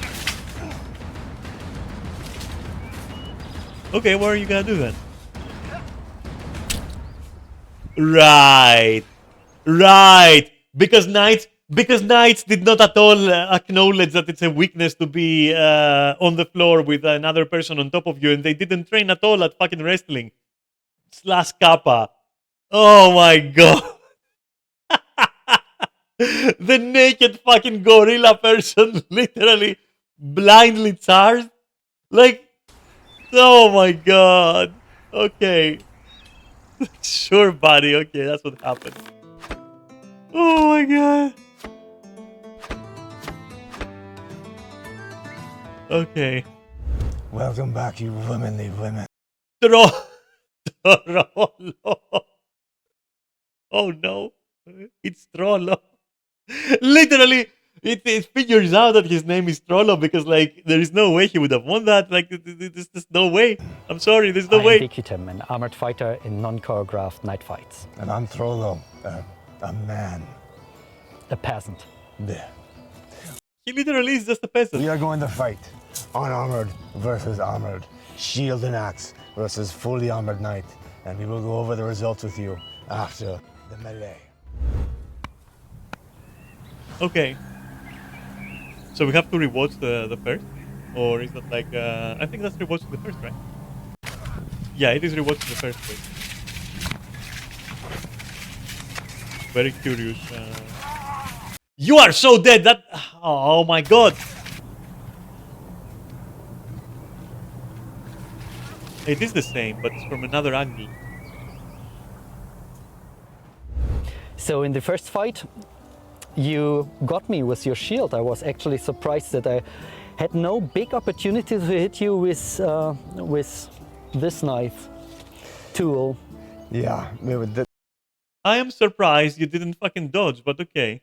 the goal for the first fight was to try and close distance as quickly as possible because I'm so incredibly, utterly exposed without armor. Like, you really just feel like you're just, I can't imagine actually going into the battle like that. You would need hallucinogenic mushrooms or be drunk, right? In order to have the courage to do that, I feel. I was You mean the stupidity to do that? not concerned at all about your axe. I know that axe impacts can hit different, so they you feel them actually, and they can make dents even in hardened steel. So I should be afraid, but it looks so tiny. Yeah. And you're actually not that afraid about it. And in the end, it doesn't make a huge difference. In close combat, you were not able to rip it and push me with it. You go full shield in it. And that was actually, it turned out great in the first half, but in the end, I was able to punch you with the fist and get the dagger to stab you. But unfortunately, out of camera. Yeah, I know. Because you pushed me so hard, I actually slipped, like in the last fight. But Yeah. Oh wait, so wait a minute. So they don't show it, but actually he punched him and then killed him. And the other thing that was funny that kept happening is, you know, there's like the cliche of like the helmetless warrior with long flowing hair. We had two battles that both got stopped because he went over and his gauntlet got caught in my hair and he was trying to it was never the gauntlet. Oh, it was that both times? It was this one. I hit your head.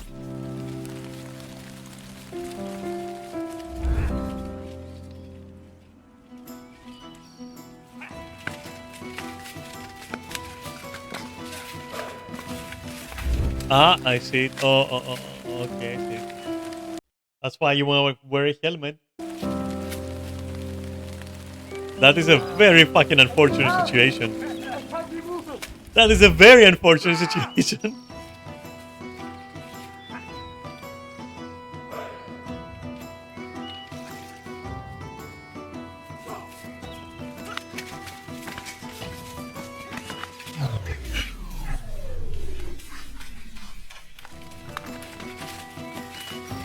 I have to say though that that dip that he did where the swing went above him. If that was calculated, it is like literally perfect timing. And I think it's calculated because he did it there again. Like it's not the only time. Look at this. You see?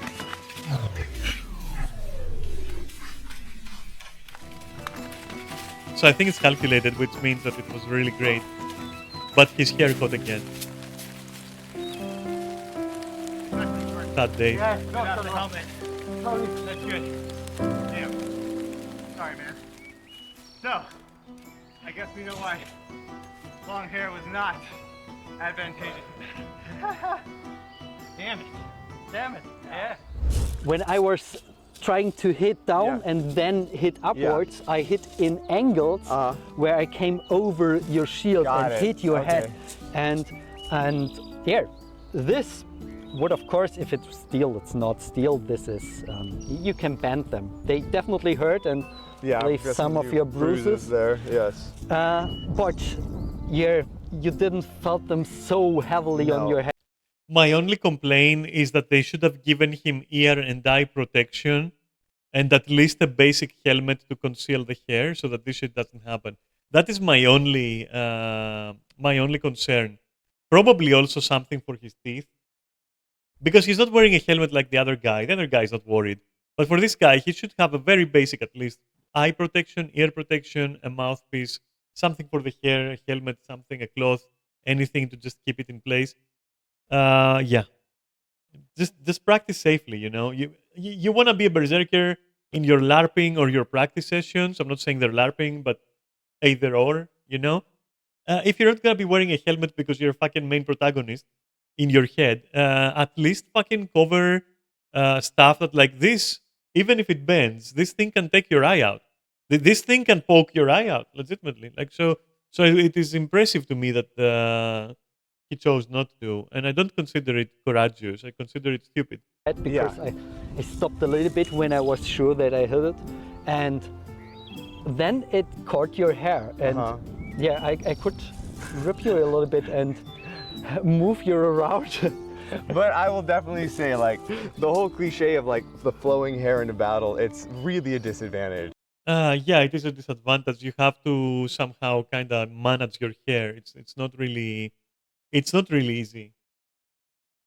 It's one of the reasons why whenever I play Skyrim, I just don't really ever, or any other game, I try not to select like long flowing hair, honestly, or I use a helmet. But if you remember my Skyrim characters, it's mostly short hair that I try to use, a mix between like a compromise between stylish and short. So like that was Absolutely. Yeah, you're not gonna be winning any battles like that. Like, I mean, you can, but like you'll have to secure your hair somehow, in a weird way somehow. was dicey. I even had it pulled back a little bit, but once it got caught in there, it was just like you can just whip me around wherever you wanted to go.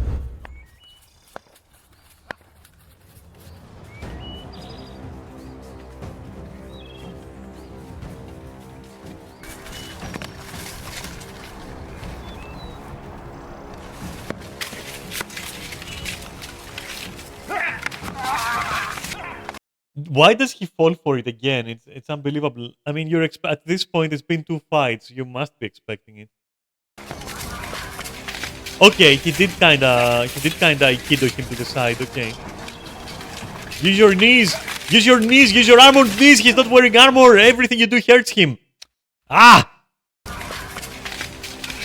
It's metal. Use anything. Like drive this into that.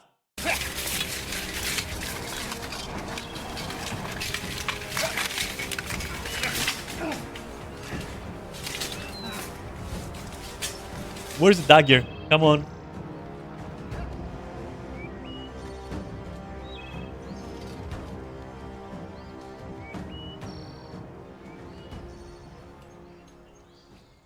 And then the last fight was the one that was able to get a bit of an edge. I tried to go back with a shield bash just to kind of surprise in a way, not as quickly as possible.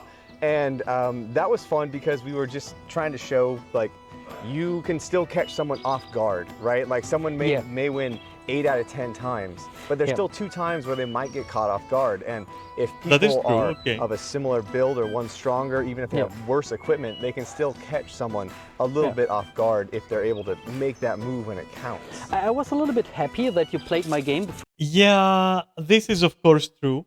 That is of course true, and it can happen. But I'm glad that they're acknowledging that eight out of 10 times that's just not gonna work. Like it's too many factors are going for the knight. So if they were gonna give it to the berserker, I was gonna be super mad. But no, it's actually honest, so that's nice. Or you don't have much reach, but you Yes. stay out of reach a little bit. And I had the feeling that I now can try to feint to your leg Yeah. and then turn into something to your head or stuff like that. But in that moment where I only feinted to your leg, you catch the right moment to attack me and push me with the shield. Even if I should have known that it will come. Right, But right. yeah. Yeah. So it's like it's probably a one-trick pony. Like if you do that against a person, they'll probably catch up to it really quick. It's just like throwing a really heavy cross Yeah. multiple times in a fight. It's not going to work. But if you do it well and execute it well, one time and catch someone off guard, you might have a shot.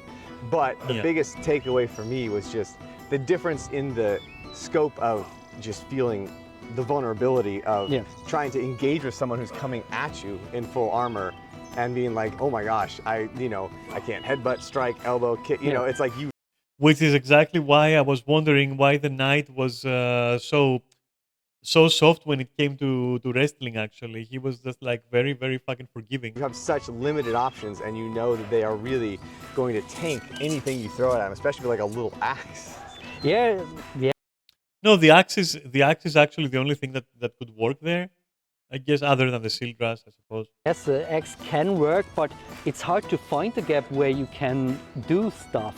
So I was So the problem with this, and as you saw, he actually confirms what I said. And before he says something else, I will also add to that the moment that the berserker, quote unquote, has to actually stop berserking and think, well, two things happen. The experiment failed, and the berserker stopped being a berserker, which is why the experiment failed.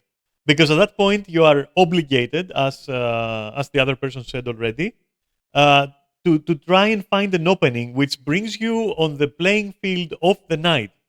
But now you have a huge difference. You are lacking the equipment that will allow you the luxury of finding the right time. Because your gear cannot, the lack of gear means you cannot get away with being hit or making mistakes. But the knight can afford it. So, not that they should be, basing on making mistakes, but like they can afford even a mistake, but the other guy cannot. And so the risk mentally is extreme. You cannot push yourself to the point of saying, okay, I will beat the knight in his own game without armor. It is extremely difficult. So I would say, under this light, all of the attempts were in the favor of the knight because, if the guy tried to actually use his axe, it was over. Because the only way that he would use his axe, he couldn't rush with just the axe, obviously, he just said it. So he would have to revert back to acting as if he also is a knight. So basically allowing a bit of space, allowing, minding spacing, minding footwork, minding timing, minding circumstances, finding opportunities, as opposed to berserking, right? So, yeah. concerned that you take my dagger out of my hand Yeah. and finish me with it, because the axe, yes, if you have the perfect option to get under my arms, I think that's the only part where I mean, you can and it do wouldn't anything. pierce. It would just hurt. I imagine, make your arm go numb. Yeah, It would actually cause damage because the axe is also blunt force. Even if it doesn't necessarily pierce, it is also going to be a lot of blunt force.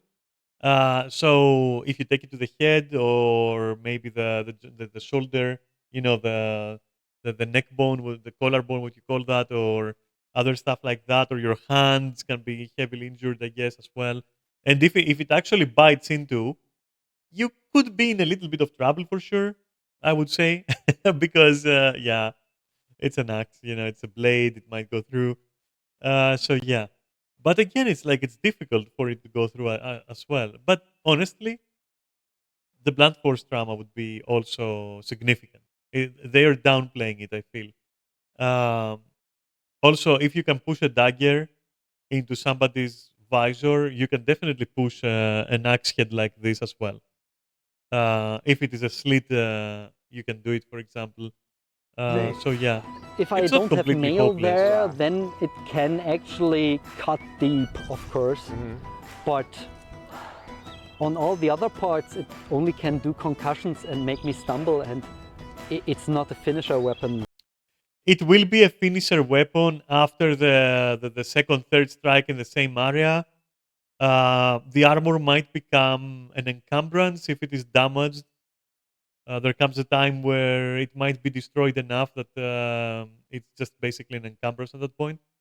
But you would have to be like very skillful to just maintain that sort of advantage and press on and keep damaging the armor like consistently while also not getting hit. Like yeah, there's lots of factors. Like honestly, there's lots of factors there.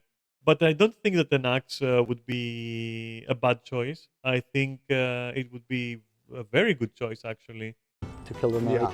Absolutely not. So what's the takeaway? No helmet, no armor is a disadvantage, guys. It's very much a disadvantage. Yeah, you need that lucky moment. Yes, Even yes. when I'm on the ground, so I'm still. You're still The dangerous weapon, on the ground. yeah. It's like, because I'm on top of you, and then it's like, I'm trying to think of like, how do I, if I don't have anything Yeah. pointy in my hand, I can just sit there. Yeah. And that's it. And then you can like, Well, to be fair, they're kind of like again, they're kind of overplaying it because yes, if you are creative, you can definitely find ways. For example, you can get up off the person. You can try to do that to disengage from the ground wrestle and pick up your axe and start smashing. You can do that. Eventually, the armor is going to give. If the person is just laying there, that person was laying there. So yeah, I assume they're going to do the same. I didn't see them trying to knock the other guy off them or anything or wrestle or anything. So I guess they would just sit there. In which case, just bonk them with the hammer or not the hammer, sorry, the axe. Another thing is like you can press the blade into the neck or other areas and just press with all your weight. It's still a bladed thing. You can do things. You can even try to press the point. There are things to do. There are things to do. Even blunt force trauma from repeated strikes would be significant. Or you can use the butt of the weapon, right? The butt of it, and just keep smashing into on the head, for example. Could work. It's better than nothing. So yeah, and it can work. Yeah, for sure. Maybe try to remove their helmet. Maybe try to cut the because the knight wasn't doing anything, right? So under that context, you can try to cut even the straps of leather, take their helmet or their armor off, then fucking kill them. Like it depends on the moment. Like it really fucking depends on the moment. Also, I really admire the fact that this guy not only went in naked, but he also didn't have a backup weapon. Like that would be unlikely, especially if your main weapon is something like this, which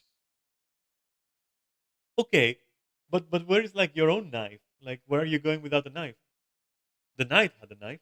after a while, you'll probably make a move, get out. So I need to find something like maybe lift up your visor. I You can find the rock as well. Find the rock and smash it repeated times into the helmet, and that's don't know. Like, Yeah, but lifting up my visor isn't that easy. Yeah. There's a strap on the back. Okay. yeah. The strap is an issue, of course. okay, yeah. Then you That's why I said you might as well just try to cut the strap. have a pin to push in and pull at the same time. You need two hands. Okay. That's not easy. Yeah. Yeah, you would have to destroy it essentially. But there's a battle scene. Do you know the Kingdom of Heaven scene where Balin takes a rock or a other sharp object from the I ground think it and was the rock, pushes yeah. into the helmet of the opponent? Very good movie, by the way. It was a dagger. Okay. I don't remember that scene. No. No? No. I think it's I remember. Why do I remember Balian picking up a rock and smashing into the helmet? Is that another movie? Yeah. till I I thought say it was Kingdom of Heaven. That's why I was like happy that they mentioned it. Very good movie, by the way. I really liked it. it keeps boring Yeah, I know. inside I the know, helmet. yeah. It will be boring. Even the smashes, if my head is on the ground, Yes. I didn't feel it at all. Yeah. I think the most terrible is when the dust come into my Yeah, eyes. yeah. I think the only thing, unless I can grab your dagger, it's just Yeah. like hang out and wait for buddies, right? If I can keep you pinned, like then that's like a victory. If I have some friends that come, Yeah. I guess, you know, that's the way to only way to do it. Yes, or find my other weapons. Yes. To get nasty. Yes. Well, good times, man. That was fun. Bruises Absolutely. galore. Nice. Brave man. All right. You may have defeated me with your womanly armor, but now we do a man's sport. Deus Lobut. Come, Christian. On three.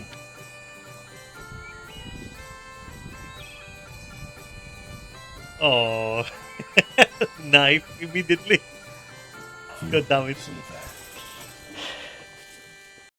Also, by the way, the person is obviously of good physical condition, obviously. But it is also worth saying that like you didn't need to be a fucking built person to use armor. You don't need to be like you just have to have good physical and good stamina, cardio, that kind of stuff. Some flexibility. It's not like you had to be a monster, and also to overcome an opponent's rushing and all that. I mean, if the difference is too great between the two opponents, maybe. But it's not like it's the end of the world if the other guy is huge and you're not as huge. Like you don't have to be the hugest to win automatically. Like really, just you know that's such a myth. But anyway, cool. I still will maintain my position that there were things that he could do. It wasn't like he couldn't fucking threaten the knight, even if he didn't have a dagger. Which honestly, though, why? I don't know if the sentence, even if you had a rock and tried to smash my helmet. No, I think that would have worked. I think that might have caused some significant damage if you pin the other person down and they are as passive as that person was, as that knight was.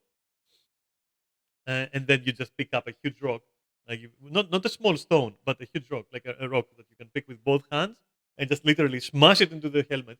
I think that will do damage. I'm pretty sure. I'm pretty sure. So I don't think the statement. I mean, unless they mean like some kind of small rock or something that when you cup it with your hand, it's like it fits in your hand in your palm comfortably, like that kind of thing. Yeah, that might not work. I don't know. I wouldn't say yes or no. I haven't thought of it too much, but definitely a rock which you have to pick up and smash it over your head into the head of the other person. It's like a stone and a rock that you have to hold with both hands. I don't think you are going to have a good time. I don't think that you're going to have a good time at all as the knight, you know. But again, like you never like the knight should never have let him like he was just leaving him on top of him. Like that is weird. That was so weird. But yeah, and especially with more modern martial arts, that wouldn't happen ever. But even with like very old systems, um, there should be some defense that the guy knows. Like there's no way that is like just no way. Because I see a lot of this trope of once the knight is on the ground, it's over because you will slit something in the visor. My dude, they knew that. They knew that. They were training to prevent that. You know, so part of the training was being able to wrestle an opponent off you that is trying to do precisely that. Plus, you also had to be good at it because that might have been your last resort. Even as a knight yourself, that might have been your last resort versus another knight. So it's not something that was unknown to them. And like the moment that they fell on the ground, it was like, oh, game over. Eh, Like not at all, because like you can even fucking perform flips in armor. You can jump and tumble and save, like land and like all of these things. You can wrestle. It is like I don't know why this guy was so passive. I don't fucking know. My if I had to take a guess, it would be that the person has not specifically trained in that. They have specifically trained for the dueling part, which is like both of them standing and they're trying to have a duel, and maybe they're excellent at it as well. Like, it was a very nice video that we saw, very nice demonstrations. But the moment that that guy went down, it was like it's over. Like how? How? That is like factually and historically incorrect. That's why I'm saying I cannot believe that like he didn't do anything. Like that was so unbelievable to me. Also, he forgets that his hands are also lethal weapons because the other guy's face is unprotected, and these gauntlets are no fucking joke. You punch someone with that, kick someone with your protected shins. My God, that is like a lot of the elbow, everything. Like it is a lot, you know. Even a headbutt is going to be fucking catastrophic in that concept. Also, when you see the other person and they're like constantly trying to be on the offensive and to close up on you, well then it's time to drop the fucking mace, just throw it away so they can't pick it up, right?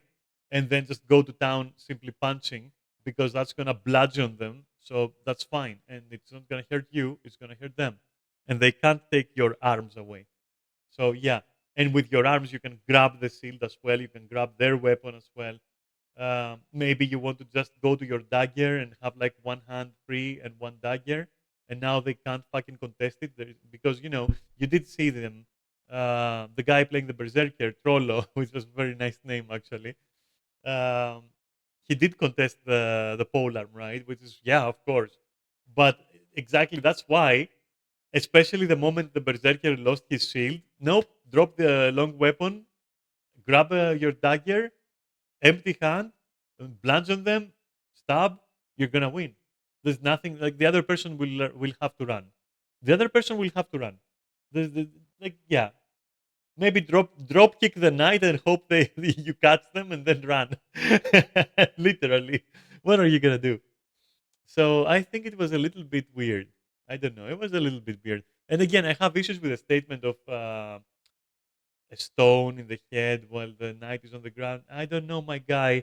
If I pick up a stone that is like the size of my screen of my monitor or something, or like my keyboard, okay, and that's a stone, like a rock, and I just raise it with both hands because the guy was just passive there, right? So sure, I'll raise it over my hands and smash it down on the visor like 2 3 times. Fuck it, you know. What are you gonna do? Like that's not gonna do any damage. I don't know. I would like somebody to tell me, yeah, we tried it on a helmet and the helmet didn't even dent and the concussion force wasn't enough. Otherwise, I cannot believe it. I believe the damage would be significant. Maybe not the first strike, second strike. You're starting to see birds. You're gonna be seeing stars. There's no way. I think your helmet will be destroyed as well at that point.